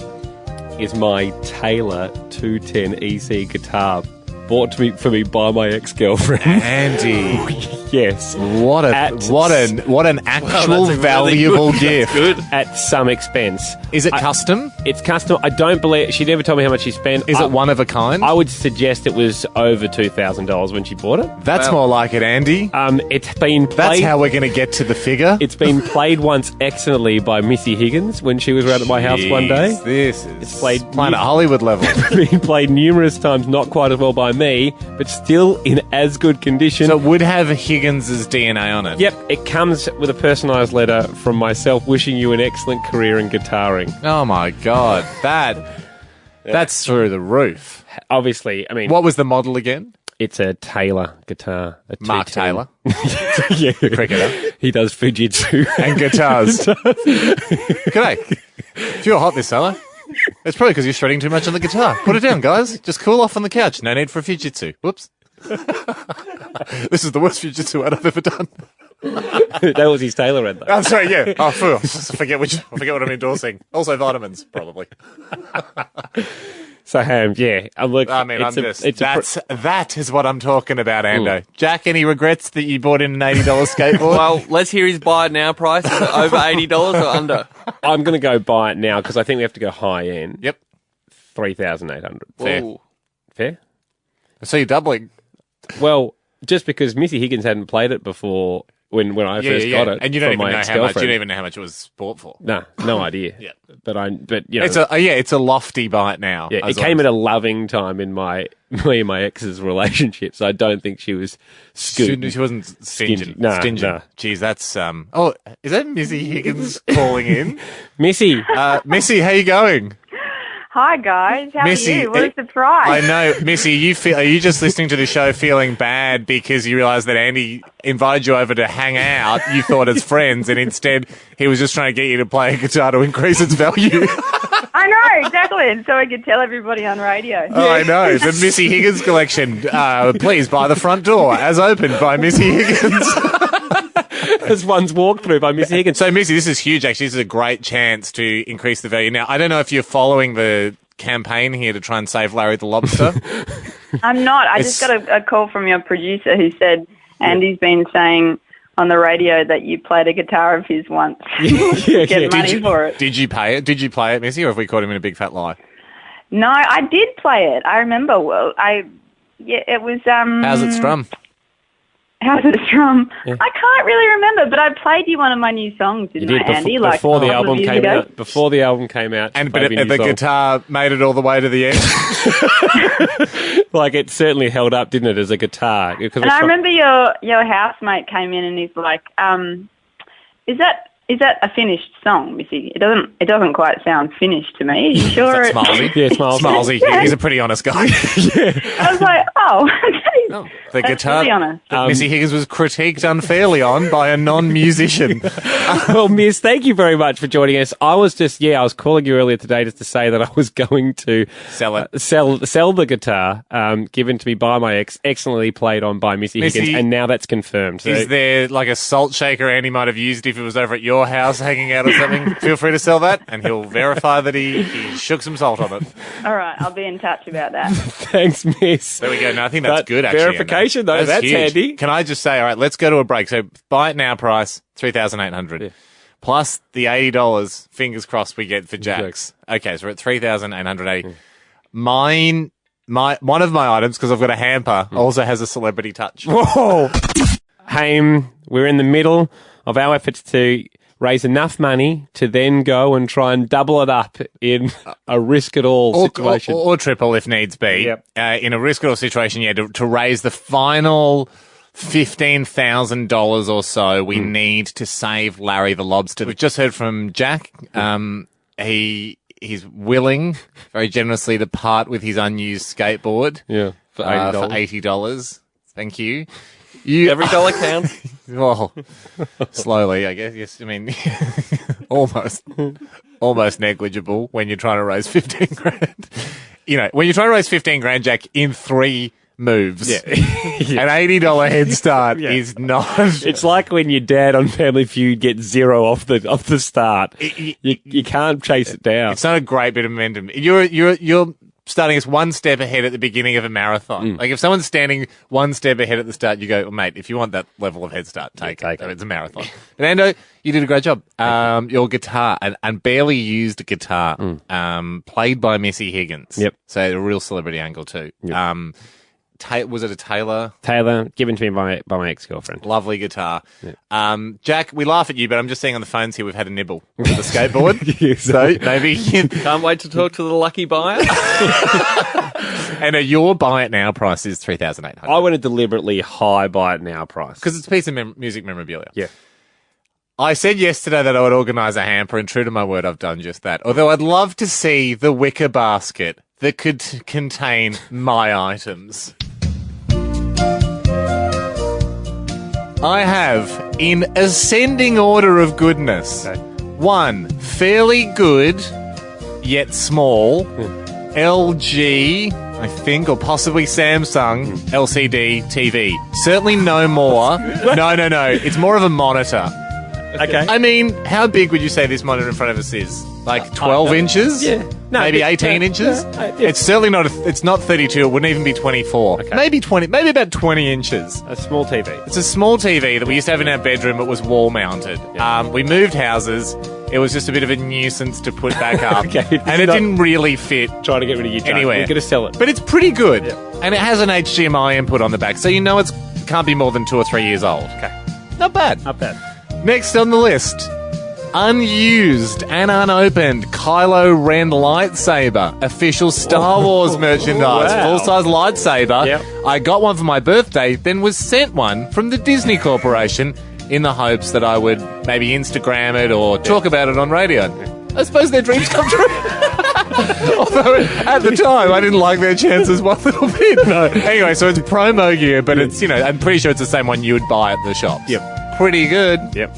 Here's where things get spectacular. I hope so. Because I wanted, I want to raise this money. And I really only want us to put one bet on. So I wanted to bring something incredible. As you know, Ando, I'm into cycling. Yep. Christmas has just gone. Daddy thought it would be nice to get himself a bike for Christmas. I haven't even ridden this bike. This is an unridden, giant TCR Advance Pro 2 in Lobster Orange. Oh, wow. Now, is that a sign? I got myself a lobster-coloured bike, hadn't even ridden it, was being set up. Yeah. This is an elite bike. Yeah. This is a $3,000 bike. Yep. This is an unridden, elite machine. Due to be picked up this week, and I've said, you know what? Boom. It goes straight in. A lobster bike. To the hamper. It's a giant. It's a giant lobster bike. Unbelievable. The brand is giant. Well done. Most rigid bike in its class, Featherlight. I would imagine... If you know sight bikes, you'd know TCR Advance Pro 2. That's what you want. I'd imagine Jack's feeling like a real goose over there. With Well, his we both $80. chose transport. We did, didn't we, Jay? We both chose our favourite mode of transport. Yours is four-wheeled, so that's, that's better than mine, I guess. What's your buy it now price? Well, I have to say 4,000 minimum. And you have to take all of them? Oh, sorry. Yeah, will not separate. Okay. They're a bundle. It's the Elite Giant Men's Bike Lightsaber TV pack. It's got all the three things you want. A pretty okay TV / monitor. You can't say minimum 4,000 if it's a buy it now price. What is the buy it now price? I said 4,000. I'm going to say 4,500. 4,500? Because the bike is signed by, it has two signatures on it. Hamish Blake and Cadell Evans. Okay, nice. Now, Okay, I legally have to say, bear in mind I said it has two signatures on it. Yeah. Hamish Blake's and Cadell Evans. Yeah. It did not say Cadell Evans has signed it. It has his signature on it. Okay, so it was already stenciled on or something. Or I did. You can't. I did it this morning. You can't. But it has his signature on it. How accurate is it? Photorealistic. So it's Hamish and Cadell. So unbelievable. That makes it totally limited. We've got to edition. go to the break here, but on the other side of this, we'll see if we've got any nibbles at the buy it now prices of any of the items. The skateboard. I have a nibble for the skateboard. Again, just because I don't know guitars, tell me your guitar. The Taylor guitar, once played by Missy Higgins. Unbelievable. And Hamish, the Lobster giant pro bike. I suppose that's the key bit in my, but it is a hamper. Yeah. You get a lightsaber and a TV as well, will not split. 13 10 60. We'll give you a little break to go and get your dad's credit card. Yeah, seriously, call up now and buy it now because, your parents, there's just absolutely no way you get in trouble if you bought it. An excitement-filled start to the show where mystery art has been brought in from you, Jack, and myself, So, Jack, you love them $80 worth. You bought in the skateboard. Skateboard. I bought in a Taylor acoustic guitar. Wow. With pickups. It can be electrified. Played by Missy Higgins one night. And given to me by my ex-girlfriend. And when maybe played near Taylor Swift? No, I don't think so. But you can't be sure. No, I can't be sure. You can't say for sure if that was the guitar that we used on the TV show when Taylor was there. No, I just looked it up. We didn't. Different. You can say for sure. Oh, damn. Okay. Not played near Taylor. Yeah. I mean, no, not really played near Taylor. But still, played by Missy Higgins. Yes. Okay, so that's huge. And Andy Lee, let's not take anything away from your playing. Comes with a certificate of good luck. Great. In your guitaring careers and endeavours from Andy. Yeah, like a magic spell. Yeah. So that's priceless. I've got a hamper. This is amazing. LG TV with wall mount. Okay, actually it turns out to be a 32-inch. I thought it was a bit smaller than that. 32-inch television. That's awesome. We used to have it in our bedroom. It's a couple of years old, fairly dusty. There's not really a spot for it in our new house. So good luck to you. Enjoy the TV. A lightsaber is not for fighting with, but it's sort of ornamental. It lights up. It was a promotional item from Star Wars. Yep. But here's the real kicker. A brand new bike that I went, you know what? I'll give this the brand to Larry. is giant, which makes sense and it's Lobster Coloured. Coloured. If you know bikes, you'd know the TCR Advanced Pro 2. So Ames put up some great ticket items. So that's the buy it now price for the bike, and that will not separate, by the way. Lightsaber, TV and bike all come together. $4,000. We've now put it out. It's on eBay at the moment, but people can, if you give us the buy it now price now, we'll rip it down off eBay. Wesley, what of those items has got your fancy? The skateboard. Okay. The skateboard is actually, it's got a few nibbles. What are you thinking, Wesley? Jack said it can be yours for $80. Nah, you guys sign it and you get 200. Nice, Wesley. That's huge. I mean, we would sell it to you right now, except I'm just thinking here we've got Dean that's also interested in the skateboard. Dean, can you beat $200? Ahoy, boys. Ahoy, Dino. I'll give you 400 as long as you get one more signature of it. All right. Okay, who do you want? Over the next 2 weeks, whoever you have in that's bigger than you, get them. Well, that's everyone. Anyone. Well, yes. Okay. Do we have? I don't know who we've got scheduled. We had Ice Cube and Kevin Hart today. Ice Cube would be fantastic. I know with Dean. We already talked to them. We drove them around in cars and we've pre-recorded it. It's going to be played next hour. It was this thing we did because their film's called Ride Along too. Yeah. Annoyingly, I was actually I forgot to do this. I was going to try and get Ice Cube to sign the TV.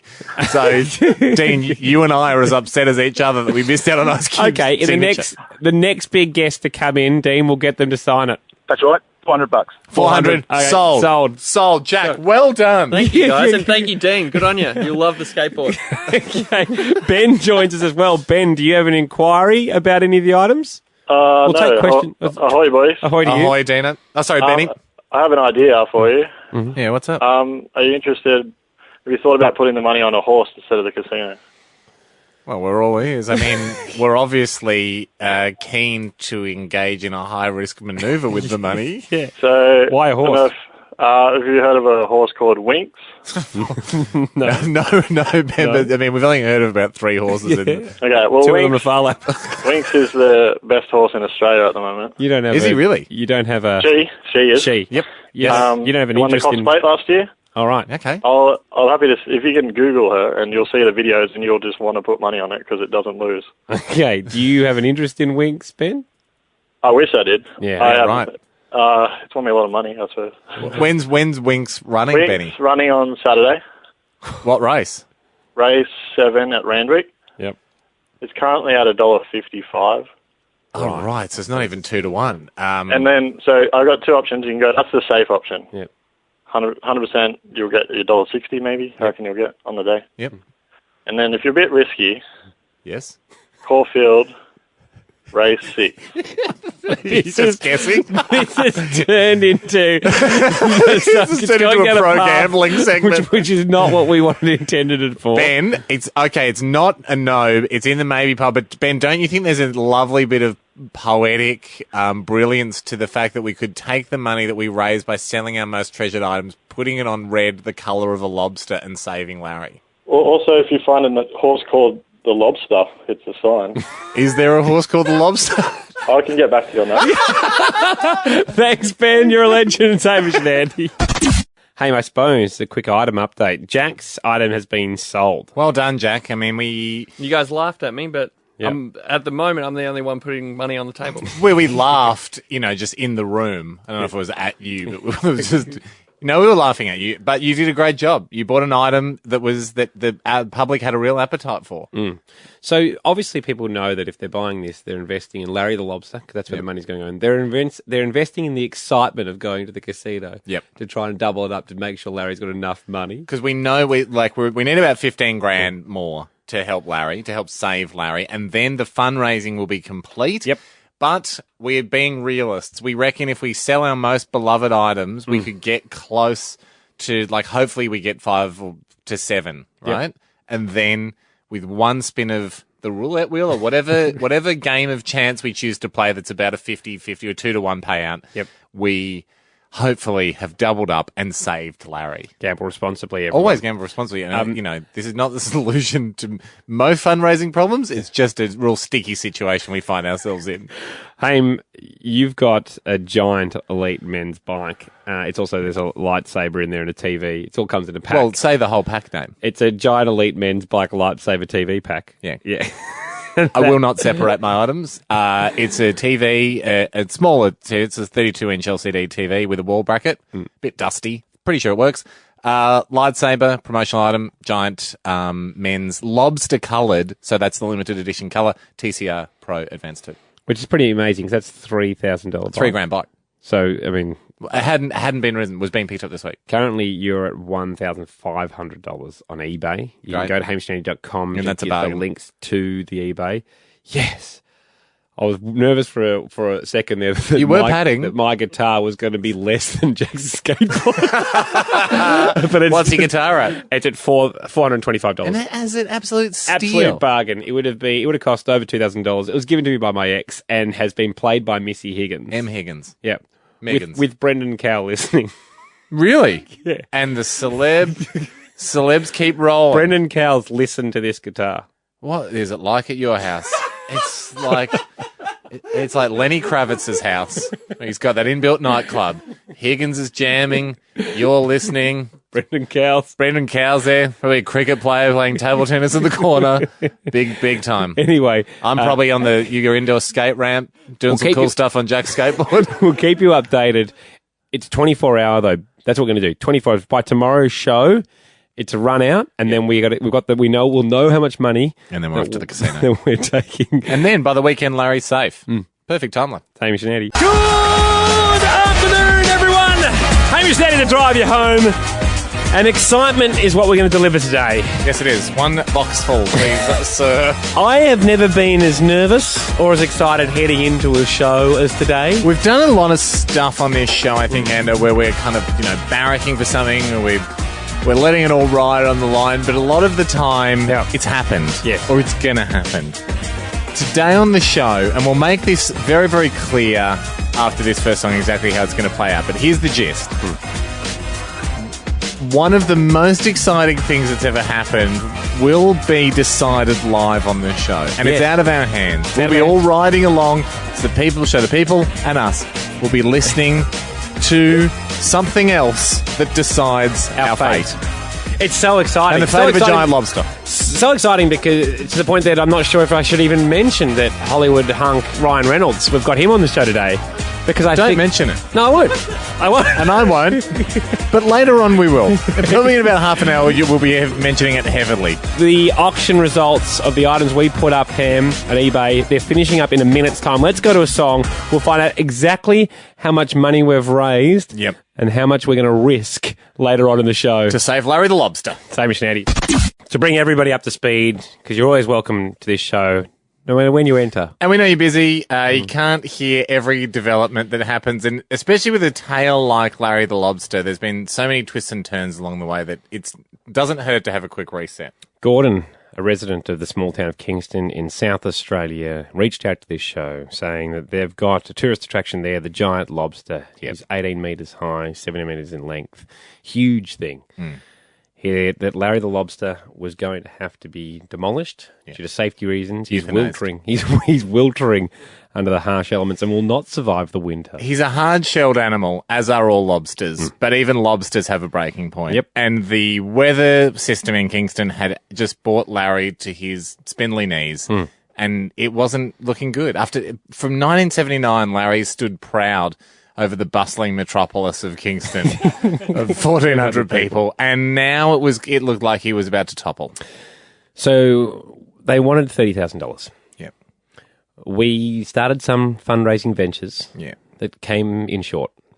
We started a campaign called Pinch a Mate to donate, where you filmed yourself pinching a friend and then yelling at them how much they had to donate to the GoFundMe campaign. It didn't go viral for several reasons, I suppose. I mean, we can quality of the campaign. We can sit here and we can point pincers at each other, but a couple of key things I think were you were hurting someone and then demanding they donate, and a lot of the time they weren't aware of the campaign. Of course, So there was no voluntary buy-in. In fact, there was a sort of a forced buy-in. So that wasn't translating to a lot of dollars. The pinches were difficult to film. We didn't get tons uploaded.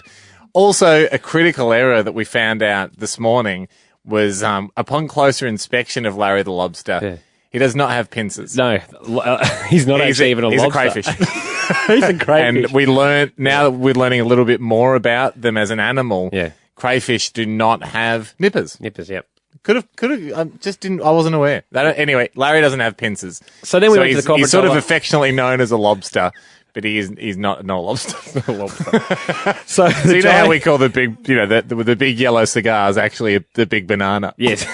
that was the problem we were having. Yep. Anyway, Ham, we came up around about $15,000 to $16,000 short of the 30. Yep. Very well done to everyone and the people for raising 14. Nothing to sneeze at. Hence, we had this plan.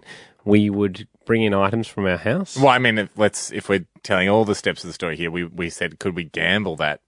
Yeah. That 14 or 15 grand. double. Let's just double it up, whack it on red, the colour of lobsters, probably meant to be.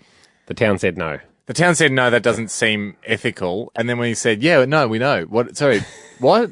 Oh, we thought you wanted to gamble it. No, definitely not. Not if people have donated. They weren't expecting it to be gambled. Yeah, we totally agree. Yep. We retreated. And it leaves us where we are now, where we went and got... We still liked the idea of gambling. We just figured it had to be our own money. So we got our own items. We put them on eBay. And moments ago, those auction items, the auction finished. Yep. Jack, you got the details of what the final... Well, your item was the only one that sold pre-auction. We had too good a price yesterday. Yep. The skateboard that I put up sold for $400 yesterday on the show. Yep. And then Andy's guitar came in at $1,425. That's great. That's a good price for that guitar. That is. It was once played by Missy Higgins. Yep. And almost, we thought for a while, played near Taylor Swift. Taylor Swift. Turned out to be a different guitar, but still fun to be in that sentence. Yeah. And then the final one. And then Hamish's gift pack of the bike. I don't remember the details of the bike, sorry. The bike. Special bike. It's just like it's a proper good good one. bike. Yeah, proper good bike. Giant TCR Advanced Pro too. Yep. Lightsaber from the new Star Wars. Yep. And, ornamental. Yep. And the TV. Sort of an old TV. What did it come in at? You had to buy them together as a pack. It came in at $4,350. Lucky buyer. You're going to have a good time riding around on your bike with your lightsaber, filming yourself, coming home and watching the footage on your new old TV. That's $6,175. So that is our kitty to gamble with. So this morning, this is where it starts getting interesting. So this morning, Andy and I are having a chat going, all right, so how do we do this? I guess we wait for the eBay money to come in and... We've got to go down to the casino or something. Suppose we have to go to the casino, get it in, changing 6,000, that'll be fun. Put it all on red. Yeah. Then we thought, yeah, but the tough thing about that is you can't really broadcast from the casino. Can't record in there, can't... No one... People... I mean, this is the people's money, and we're saving Larry a push the whole show's got behind, and people can't be there for the moment.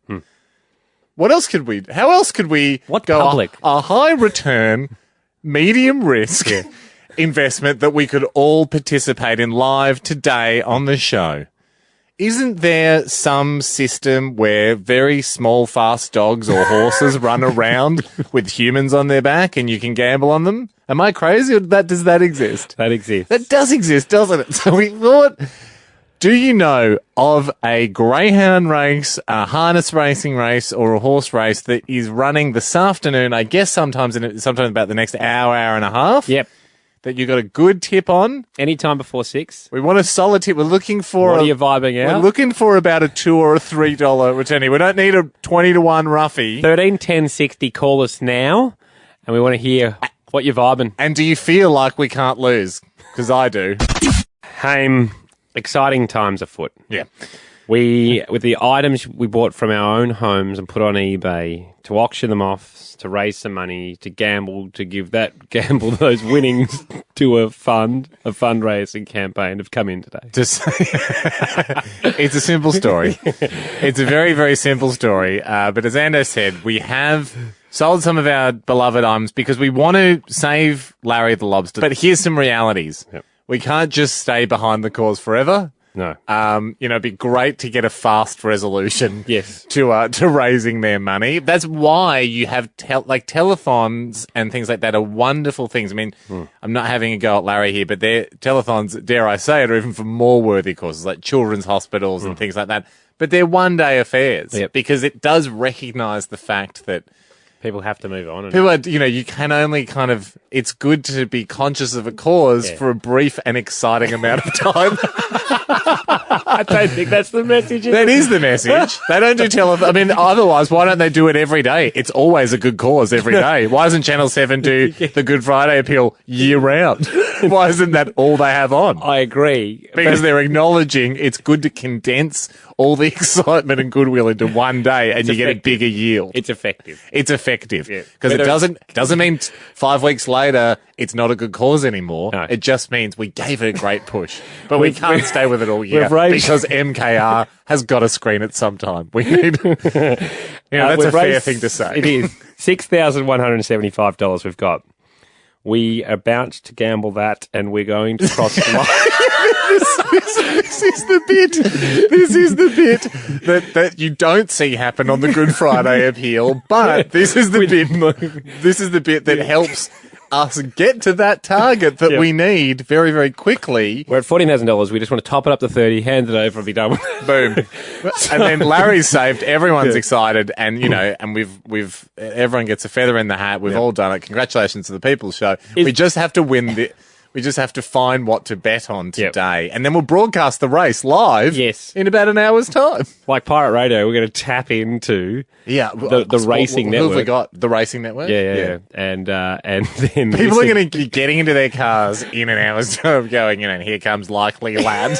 What is going on? Thomas, you've got a suggestion for us, mate. How's it going, boys? Yeah, good, Very Thomas. good, Tom. Good idea, by the way, what we're doing.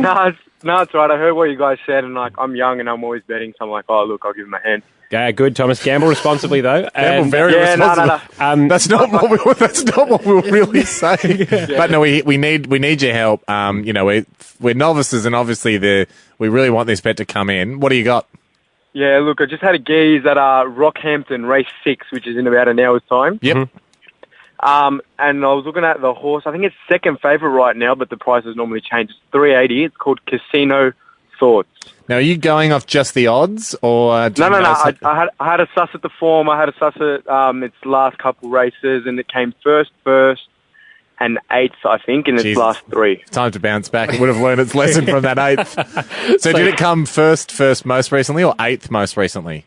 Oh, I don't know. I think it's 8th most. Yeah, that's good. Okay. So it would have had a stumble and gone, hang on, Casino Thoughts. Hey, Cass, get yourself together.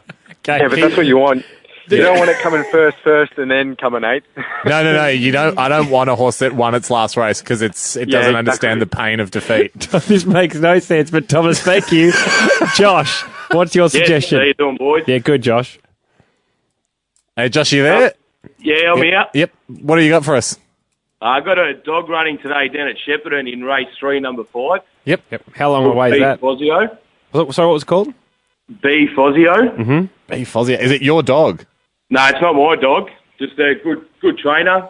Very good dog. Yep. And what time's that one, mate? Races at 4:32. Wow. Okay. So that's 12 minutes away. Yeah. Why do you love the dog?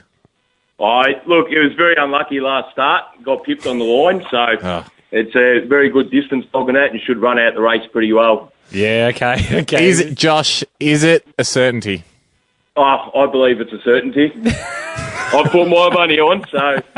Okay, Josh. Well, we've got a Lobster's life on the line here. Thanks, Josh. Max joins us. Gentlemen, ahoy. Ahoy, Max. What are you thinking? I feel like we've tapped into the right demographic. It's been the exact same person the last 3 calls. Hey, let me just hang up and put a different name on. Right, so we're on the Greyhounds this time. This is where I generally get most of my returns. Yep.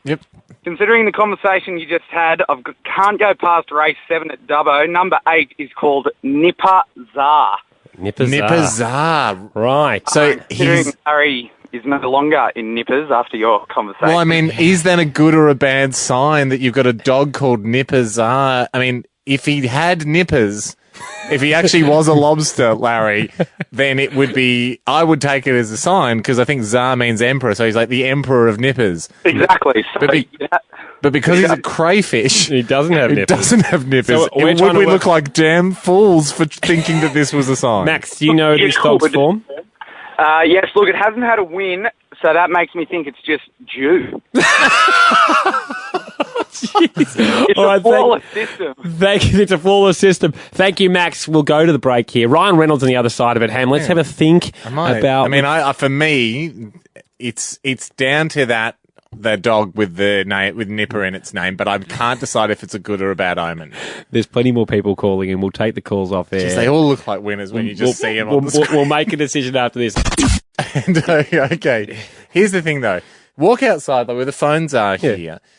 It's just going bananas. We've had over 100 tips in the last 5 minutes. So and they all sound good. And if you're going to line them on a grid, not a lot of them overlap. But 100 tips for about 80 different horses It's not like on Who Wants to Be a Millionaire when you go to the audience and then you see A is got a huge skyscraper alongside the other ones on the graph. Unfortunately, like Black Caviar is not running on a Thursday afternoon, and there's no certain tips. So what we've done is we've gone back to a bloke that called us yesterday. Well, he's called back in. Right. Sorry, we've got Ben back up. Ben, you sort of suggested a horse race, which I apologise. We kind of laughed a bit. We went, no. At that stage, we wanted to put it all on red on the roulette wheel. We've come back to you, Ben. Are you vibing anything today? Boys, what's going on? Ben, are you at the races? No, I'm not. I just finished work. We're on the road, coming home. Oh, yeah, lovely. Well, Ben... I quit my job today. Oh, wow. Jeez, so you're on a roll? Ben, no, I was a little bit angry. I was like, hey, they stole my idea. Hey, Ben, turn the radio off in the background. I think that's what's throwing you a little bit. Sorry, boys. Usually, Ben, when people go turn the radio off in the background, it's their show, but I think you've got the racing on in the background, don't you?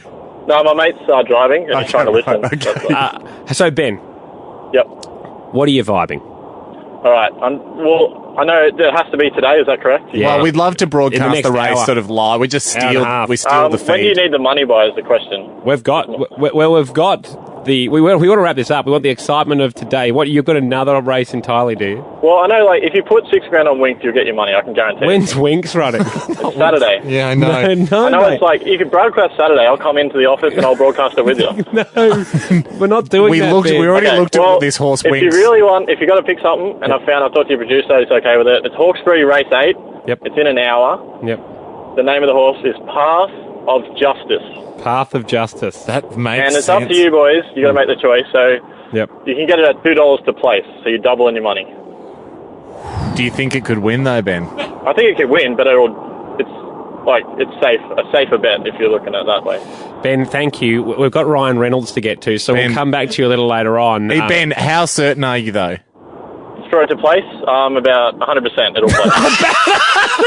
Andy, you know I like 80% it'll win.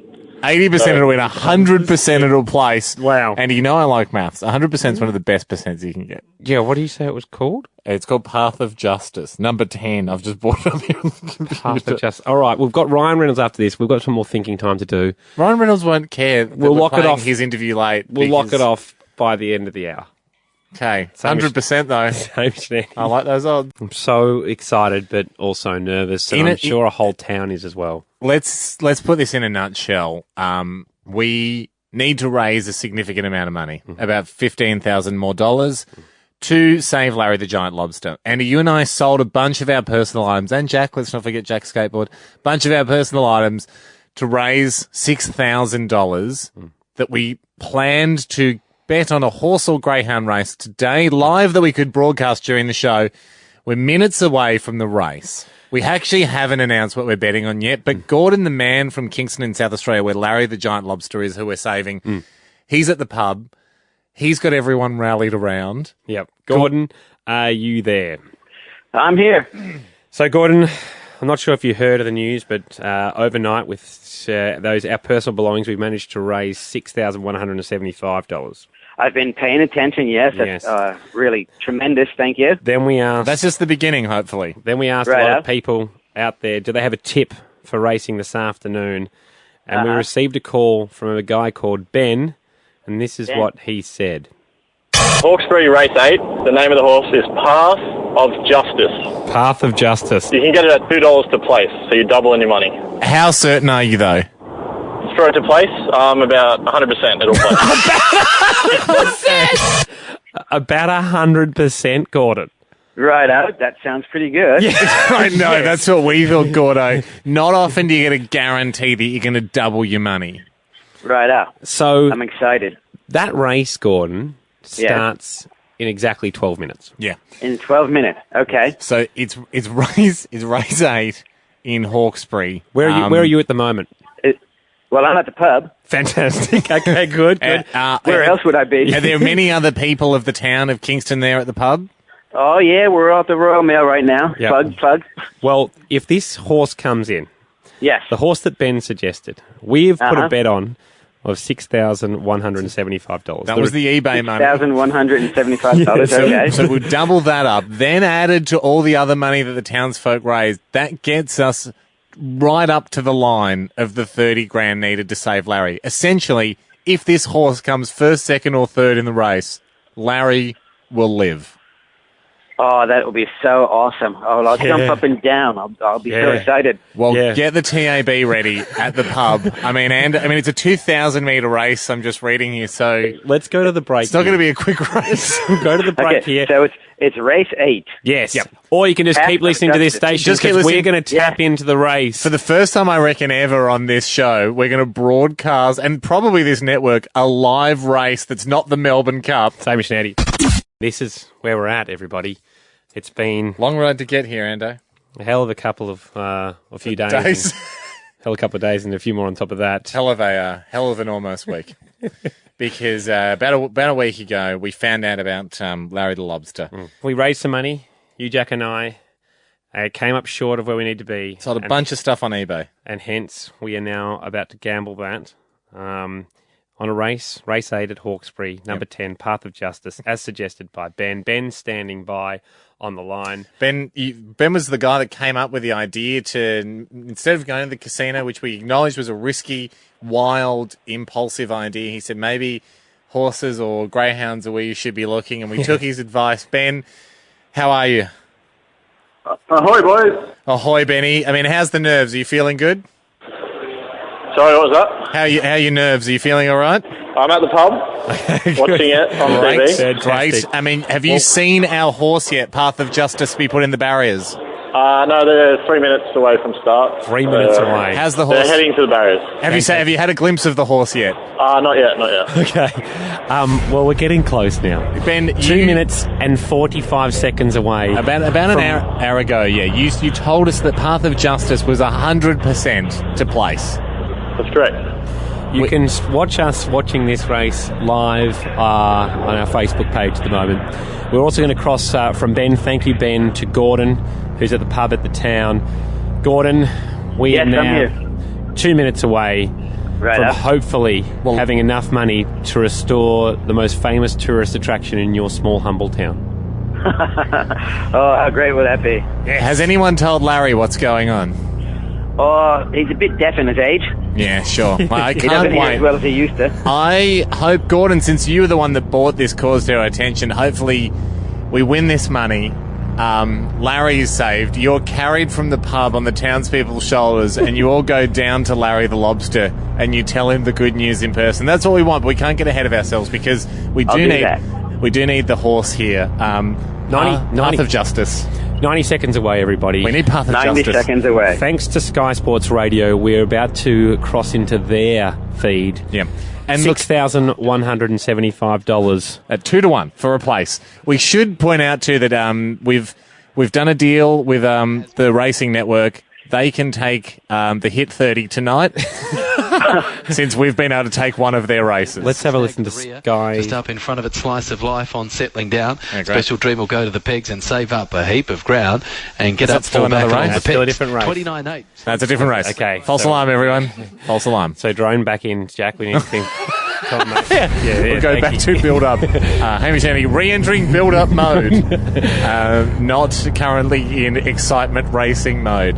If you've just tuned us, all we need here, we're about to tune in live to a horse race. It's such a long story, but God, it's been an exciting journey for us. We raised $6,000 on eBay. We've put it on a place of a random horse as suggested by a listener. Ben, the horse's name is Path of Justice. It needs to come first, second, or third If it does, we've doubled up the money. We then donate that to the good people of Kingston, South Australia, and they save Larry the Lobster. It's a fairy tale story. I cannot see how this doesn't work out perfectly. Let's see if we can just wind in Sky Sports Radio again, Jack. Glenn Huggard got into a tangle with it. They locked wheels and galloped their Still way. sounds like another race. Yeah, Jack, go back to build-up mode. Back into excitement mode. 15 seconds, apparently, for when it's meant to jump. They'll be holding off for the race feeds. Right about now, Path of Justice, the horse we've bet on. I've also got the original grab from Ben telling us the odds of what he thinks this horse will come Great in idea at. for build-up mode. Hawkesbury Race 8, the name of the horse is Path of Justice. Path of Justice. You can get it at $2 to place, so you're doubling your money. How certain are you, though? For it to place, about 100% it'll place. I mean, it's good. That's what led us to this It's a good point. amount of certainty. Let's go back to Sky Sports Radio. Forget he went around. He locked wheels with Mariah and Victus, who Sounds broke like up they're doing down the wrap up. 28 Is it, last quarter. 156.9 was the mile rate. Okay. Number 4, Felicity Funkhauser, the winner, 572.20. There we Now are. for the We are. minors, you've got number 8 has Pizzazz at $2, or number 1 Art of Loxley at $1.90. Just about set now at Hawkesbury for this 8th event. 2,000 metres is the trip. Let's get to Hawkesbury. Good luck, Path of Justice. Club Resort benchmark 65 for the stayers. And we've got a red light. They're off and racing, and Kashan, the favourite, came out about third. Supercoach, first one to get into stride, and Supercoach is going to lead early. Okay, that's fine. Now, coming across to sit second as they run the first few hundred metres was Platinum Jack over on the inside. No worries. And they were being followed then by Kashan, who's going to settle down in fourth position as La Charge now runs to the lead. Not a worry. Now, Red Largo is back about midfield on the inside, being followed by Path of Justice and There then he is. Mid-Kai. They were being followed then by Quartermaster and Stradazzle last of all. They He's run in a onto the great course proper, Great and they've got 1,400 metres left to go, and it's La Charge who makes play by 3/4 of a length. Supercoach racing second, Karshan third on the outside. We're listening for Path of Justice. If you've just tuned in, this is still Hamish and Andy, just listening to a quick horse race. Need Path of Justice to come first, second or third, trying to save Larry the Lobster. Back to the race. Down the back straight here at Hawkesbury, and it's La Charge controlling the speed by a length. Supercoach second, Kashan third, Platinum Jack fourth. Come on, Path of Justice fifth, and Red Largo over on the inside. It's being followed then about 3 lengths away by Min-Kai and then Quartermaster, and Stradazzle is last of all. They run onto the side of the track with about 850 metres left to go, and it's La Charge leading the way. Now Supercoach not letting this leader get too far ahead, is within a half a length of the leader, and Kashan is third, and then came over on the inside Platinum Jack racing fourth from Path of Justice, just creeping a little bit closer, builds up 3 wide. It's being followed by Red Largo at the 600 metre mark from Min-Kai, who's come off the bridle, about 4 lengths to Quartermaster, who's got a stack of ground to make up, and last was Stradazzle. As they turn the bend, it's La Charge from Supercoach, and Kashan comes 3 wide, Path of Justice 4 wide, Platinum Jack's behind them, 300 to go, Supercoach, La Charge, Save Larry. Save Larry the Lobster. Path of Justice reached the lead with Kashan at the 200 metre mark, and they've come away. It's Kashan from Path of Justice, Platinum Jack coming up on the inside, and Min-Kai out wide. Kashan's in front, desperate for the post. Min-Kai swamps them and gets up to beat Kashan, Platinum Jack, Supercoach, and Quartermaster from Path of Justice. Further back, Red Largo, Stradazzle, and the last one was La Charge after leading. It finished at the back. Number 2, Min-Kai, the winner there for Winona Costin at $10.90 and $3.30 for the place. That's okay, second Jack. I placing. think we know what happened. It's a photo there between the 7. Just tuned in. And that's Kashan at 160 and number 5, Platinum Jack. Things have not gone to plan here at the Hamish Andy show. Sort of, we're building up for a triumphant end of the show. Doubling up the money we raised on eBay. I guess in a way, great lesson for kids listening. Not always the solution, is it? Jumping on a 100% horse. Not that it's a witch hunt here, but we're joined back on the line by the witch, Ben. Ahoy, boys. What I happened? apologise. Yeah, Ben, Did you watch the race? Well, Did you hear the race? No, we just listened to it. Okay, well, I watched it, and it was third, and it died in the last 50 metres. Too long a race. 50 metres too long. Well, Ben, I tried. I'm not apologising. I tried. I really tried. Oh, mate, you tried your I said wings. I did say wings. I felt rushed. Yeah, we did rush you for a tip, and I wanted, and like you said, it was a fairy tale. We tried. We did try. Everyone. Not all fairy tales come true. Sometimes Cinderella never finds the prince. But I appreciate the opportunity, and it's not like no one's lost anything except money and time.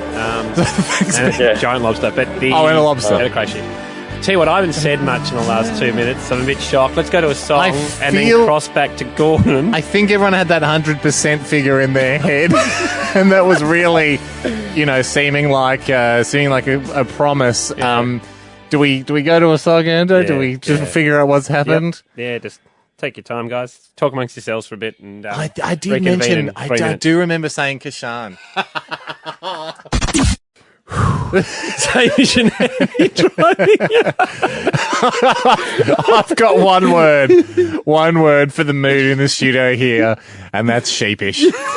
There's a lot of sheepishness in here as we're all trying to digest the fact that a 100% certainty of a horse running a place has not occurred. If you've just tuned in, you missed a thrilling 2 or 3 minute race call there. We were and pretty much listening as a formality to hear the horse we'd bet on run a place and then win us thousands of dollars that we'd raised on eBay, double it up, donate it to the town of Kingston in South Australia to save Larry the Lobster, end the show with beers and high fives, time out to 6 o'clock, throw to the news, and all just walk home going, well, we bloody saved the world. Didn't work out like that.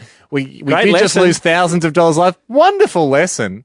Gambling, gamble responsibly, everybody. A priceless lesson. Do not gamble what you do not have. When we had it, I just wish we had it back.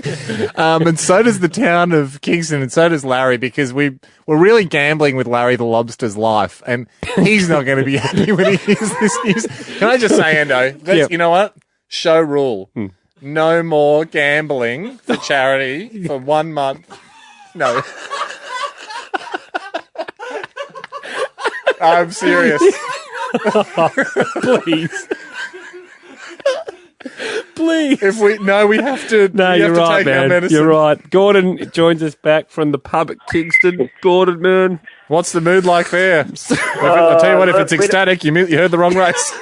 Yeah, we don't know whether to laugh or cry. Yeah, we're doing both here, man. We're a bit gutted, but it's still a good effort. I mean, you've certainly put us, helped us out a lot, so it's much appreciated. Well, people can still go to the regular donate. The non-gambling fund is our GoFundMe. We promise we won't gamble. We don't have access to that money, so it's safe. And we're also on that 1 month ban. I guess, Gordon, I guess yesterday when you did a town vote and decided not to gamble all your funds already, that comes as a good idea now, doesn't it? Yeah, it certainly does. Absolutely. Another good lesson. Yeah, look, so gambling doesn't pay. We're not sometimes it does. Jeez, it didn't. Gordon, we're not giving up on you guys. Alrighty. We just thought, though, that obviously we're going to need to go back to the drawing board. We're going to come back tomorrow. The last show, tomorrow's Friday, last show of the week. Yep. It would be nice if we could present some sort of non-gambling solution. I can't believe I'm saying it because I really thought gambling was the answer.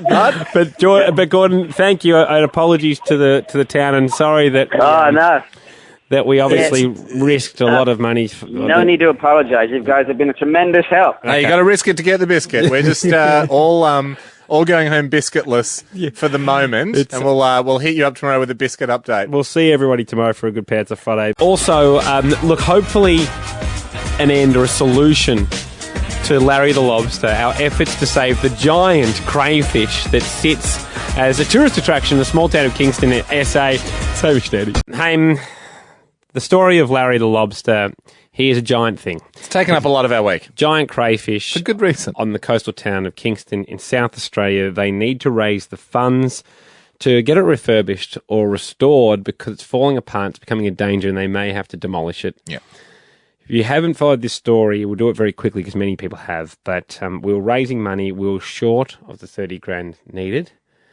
So far, the town, and with our help, had raised around $14,000, $15,000. Yeah.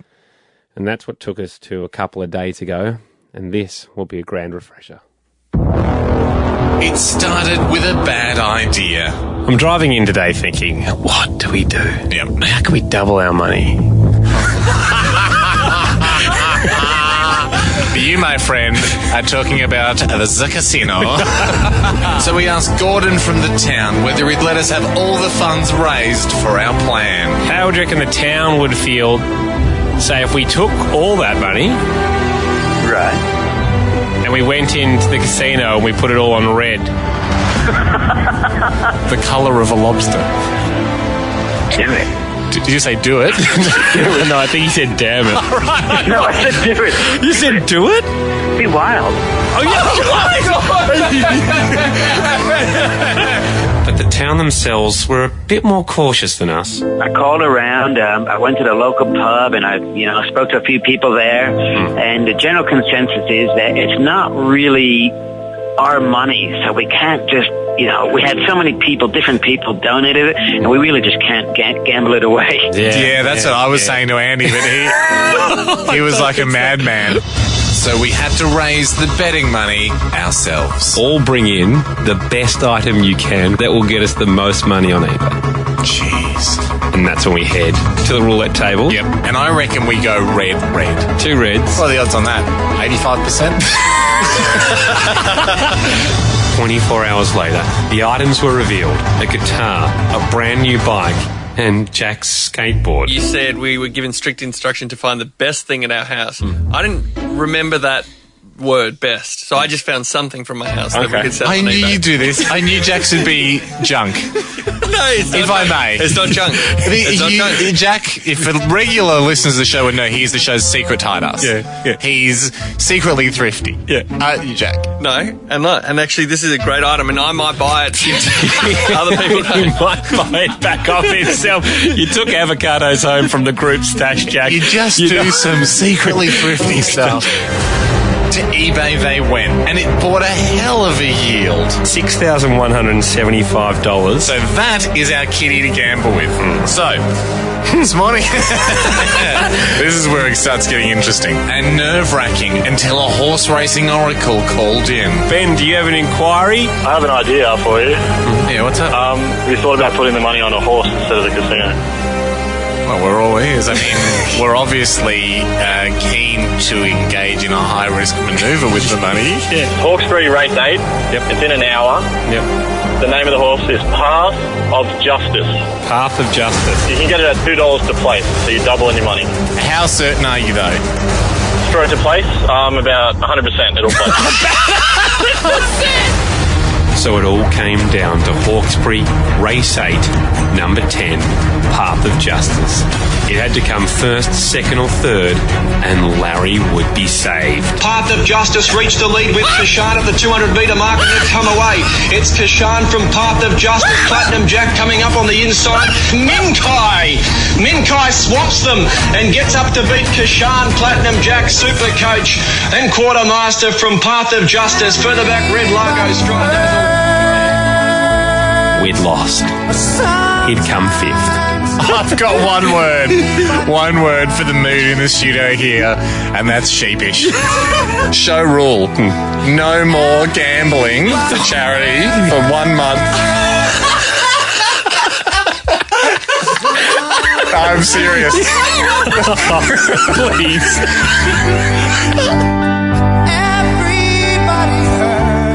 So it's left us short by about a half what we're meant to be giving. Yeah, I mean, small town. No one thought we'd be at this stage by Friday. I mean, we at the start of the week were confident this would be wrapped up by Tuesday. Certainly, nobody thought we'd still be in this quandary on a Friday. Now gambling is off the table. Nope. And we understand that there's a harsh side to gambling. And I hope it was a great lesson for kids. And Not for kids that are necessarily trying to raise money to save an icon. Just any kid who's looking, or adult. But I mean, the whole debate in society today is, gambling has become more prevalent. I'm not saying we're saints. We did engage in it yesterday, but I think we also highlighted the downside of certainties. Haim, you said to me that you've made a few calls today to bring this to a head. I don't think you're going to like to tie it up. Well, I am known as the responsible one of the team, Ando, and I'm known sometimes as the guy that needs to dish out some tough medicine. Decisions have to be made at this stage of the game. I have made some calls to bring this situation to an amicable close. Fantastic. It's after this. Hamish and Andy. Okay, you sound chipper, but again I say you may not love it. As this week comes to a close, a week and a bit of fundraising efforts to save a big thing, like the big banana, like the big pineapple. There's a giant crayfish in the small town, a great tourist attraction in Kingston, the small town of South Australia.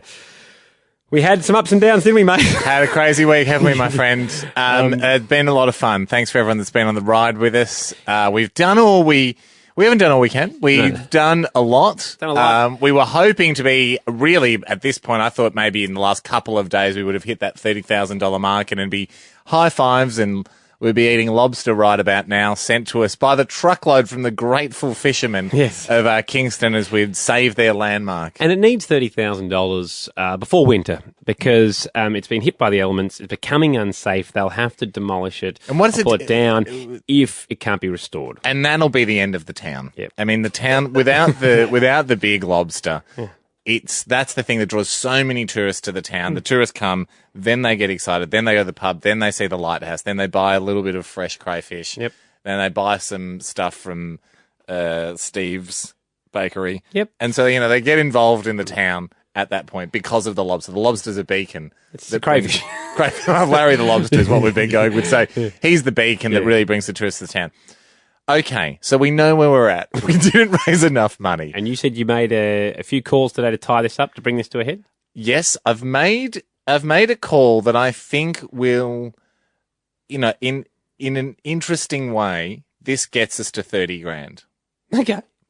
And I'll tell you why. Oh, no, don't play the call yet, Jack. some more preamble. Okay. It gets us to 30 grand because I'm giving you, Ando, 48 hours to find... actually, I better give you a bit more than that. 72 is until Monday's show, isn't it? Yeah. Is that right? Yeah. It's 48 hours Sunday afternoon, so I need to give you enough time till we're back on air. 72 hours to find a hero. Let's just hear. No. I need you to find someone incredible to save Larry, a business. But I think putting a time frame on it will give us more of a chance to find that hero. And this is the downside of what's going to happen. I rang McMahon's, who are a demolition company, today. This is to light a fire under you to find a hero. Rob speaking. G'day, Rob. How you going? Good, thank you, mate. You're in the demolition business there at McMahon, yeah? Yeah. Yeah, beautiful. Mate, do you reckon you'd be able to take down an 18-metre tall fiberglass statue? Do you know Larry the Lobster down in Kingston, the south coast? Yeah. Unfortunately, it looks like he needs to get the chop or get chopped off at the knees, and we need to tear him down ASAP just because he's degraded and unable to be saved. Yeah, okay. So it's a bit of unfortunately, it's my sad duty to sign his death warrant. Okay, this is sad. Okay, do you reckon you could have him ripped down in a day? Yep. Jeez, yep. Easily. The swifter we can rip him down, just for the emotional trauma of the town, the better. Yeah. Like a Band-Aid. Let's get him down. Let's not drag this on any longer. Yeah. If it's inevitable, it should happen immediately. That's what I say. I'm sure we could make something like that happen. Yeah, we could do that. R.I.P. Larry. Okay, Hamish. Cheers, Rob. Bye. It's not your position to do that at all. He said he could have it done next week. Okay? So now the stakes are high. I thought in the absence of finding a financial saviour today, which we haven't, now the stakes are real high because he's slated for demolition next week. Hamish said to me today, I've made a call that really should tie this thing up. And it has. What an urgent timeline we now face. Now it's real. Now it's like, will he make the winter, won't he? No. We don't save him by Monday. He's dust by Friday. And I'm doing it out of love, Ando. Well, I do that out of pure love for Larry. Has any chance that they'd like to come forth and help them? Yeah, now I got your attention, haven't I? Now that is how you fundraise. Threats. It's kind of like jovial blackmail. It's Hamish and Andy. Hamish Andy driving you home. And we are joined on the line by Gordon. He is the fellow that brought to our attention that one of Australia's big things, and a tourist attraction, the giant crayfish in Kingston, was due to be demolished if they cannot get the funds, Ham, to refurbish it. Colloquially known as Larry the Lobster, Gordon said, look, we need 30 grand and it's not looking good. If we don't get it, Larry's not going to last through the winter. Winter is coming. It was a week last week of ups and downs. First, we thought we'd never get it. Then we thought it was going to be embarrassingly easy when we had a great idea to put the money that Andy and I raised on eBay selling our own stuff on a horse race that, quote-unquote, couldn't lose. Yep. It could, quote-unquote, lose. It did. And Gordon, we haven't really talked much since that moment because we were a bit sheepish after that. We felt a bit silly. And welcome back to the show. Hey guys, how you going? Good. It was a great week last week, wasn't it? I mean, I know we didn't save Larry, but it was really fun and it was exciting and there's been so much awareness of Larry the Lobster. The last week it's been great. That's true. Mm-hmm. But we did feel a little bit bad because awareness is one thing, but his awareness is not going to shore him up for the winter. So I don't know if you're listening to the show Friday, Gordon. I did something that... Yes, you had the whole town very nervous. Yeah. I booked in a demolition for Larry the Lobster. Just to show, called a demolition place. They said, mate, we could have it down by lunchtime. We could level that thing, especially if it's already shaky. We'll get the excavator through or put a wrecking ball through it. And I just said, look, it's heading that way anyway. We haven't been able to raise the money. I didn't pen anything in, Gordon, but I penciled it in for this week. They said they're from Adelaide, but the demo company could be there. Goodness gracious. Have Larry reduced to red dust by lunchtime and pulverised. And then, because I thought better quick than let it drag on. Okay, that was what I thought. This can't happen. But I did that as tough love end. I said, now, Ando, now you've got a deadline. I want to see some classic Andy Lee work over the weekend. I noticed, Gordon, that on Facebook, a character called the Piping Shrike had put up. Did you see that one? You might have seen it as well. Had put up he said if people share this 100 times, Bank SA will donate $1,000. It turns out that the Piping Shrike is in fact the mascot or the spokesperson for Bank SA. Spokesbird. Yeah, sorry. Piping Shrike, we later found out, and forgive our bird ignorance here, is sort of like a magpie. Yep. Right. And so I thought, well, let's try and get this going with more than 100 shares, because if 100 shares equals $1,000. Yeah, let's pump the Shrike. So we pushed it through our socials as well. I managed to secure the Shrike's number. Well done. This is exactly the kind of reason I organised the demolition for. Bank SA were good enough to give me the Piping Shrike's number. I wasn't allowed to talk to anyone at the bank. I was only allowed to talk to the Piping Shrike. Hang on, so you're just talking to a bird? Well, let's peek behind the curtain a tiny bit. Yeah. Talking to a guy that plays a bird? Yeah, maybe. But he stayed in character. He stayed in character the whole time. After all this time, the fate of Larry the Lobster relies on your conversation with a bird. Yes. What a weird moment for a new listener to tune in. This is how it went. Is that the Piping Shrike? Yeah, who's this? It's Andy. Andy. From Hamish and Andy. Yeah, mate. How are you? I'm pretty good. How you going? One of the first ever birds we've had on the show, to be honest. I noticed you on your Facebook page, you were giving it a bit of love, and you said for 100 shares of that post, you would donate $1,000. Yes, mate. Which is incredible. Now, I put that out over our channels as well, and at the moment, I think it's around about 3,000 shares you've got. Really? Yeah. As a one-off goodwill gesture, I was just wondering if you guys wouldn't mind footing the difference of, say, I think there's only $9,000 to go, $9,898 to go. Bank SA would be the saviours of Larry. Look, mate, I'm a massive fan of Larry, as you know. So I got literally no hesitation, Andy. That's a 100% full wingspan thumbs up, bad thumbs. Thumbs up? Yeah. No worries. Why wouldn't I? That is basically my job, is to keep South Australia, the best estate in the country. Yep. And by, helping out the little man and helping out towns like Kingston, that's it. No hesitation at all. Fantastic. Well, all I can say on behalf of everybody, including the town of Kingston, is thanks very much. Let's do this. Ando, first of all, I just want to ask one question. I just want to ask one question before we celebrate. It was definitely like there just wasn't a guy mucking around because he sounded very laid back. Was he really from I got off Bank the call SA? and went, that doesn't seem like it's locked in stone. Please tell me you did a bit more. We've done more. We've since heard from Bank SA. They are happy to be the saviours. So that guy was the bird, the piping strike. He's the bird, and they're going to foot the extra $9,900. We did it. Gordon, it's at $30,000. Oh, look, you guys are brilliant. Like, honestly, on behalf of Kingston and on behalf of Lara, thank you so much. God, we bloody did it through a mixture of birds, high hopes, gambling, horses, demolition threats, and finally the bank coming in as the saviour at the end. Larry's going to live through the winter. He's going to live through the winter.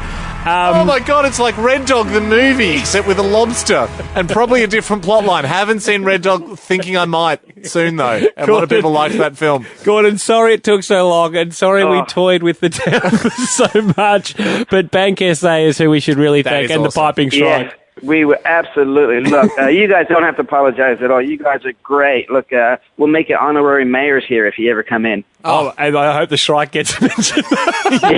Also, should mention Bank SA. They have foot on the bill. Bank SA. Look, we'll give them props out and look. It's really unbelievable. All we ask is a small plaque at the foot of the Lobster, and that you run any other banks out of town. I'm sure. I mean, I'm talking on behalf of Bank SA there, but I'm sure those are the two conditions. Thanks so much, Gordon. Really appreciate it. Personally, go to the Bank SA and thank them. Thank you, Hamish. Thank you, Randy. Mate, thanks for bringing the case to us. I mean, we didn't solve the problem quickly at all. I mean, it went from probably about 5 days longer than we thought it would, but we were bloody happy to help Gordon. May Larry ride high for another 40 years.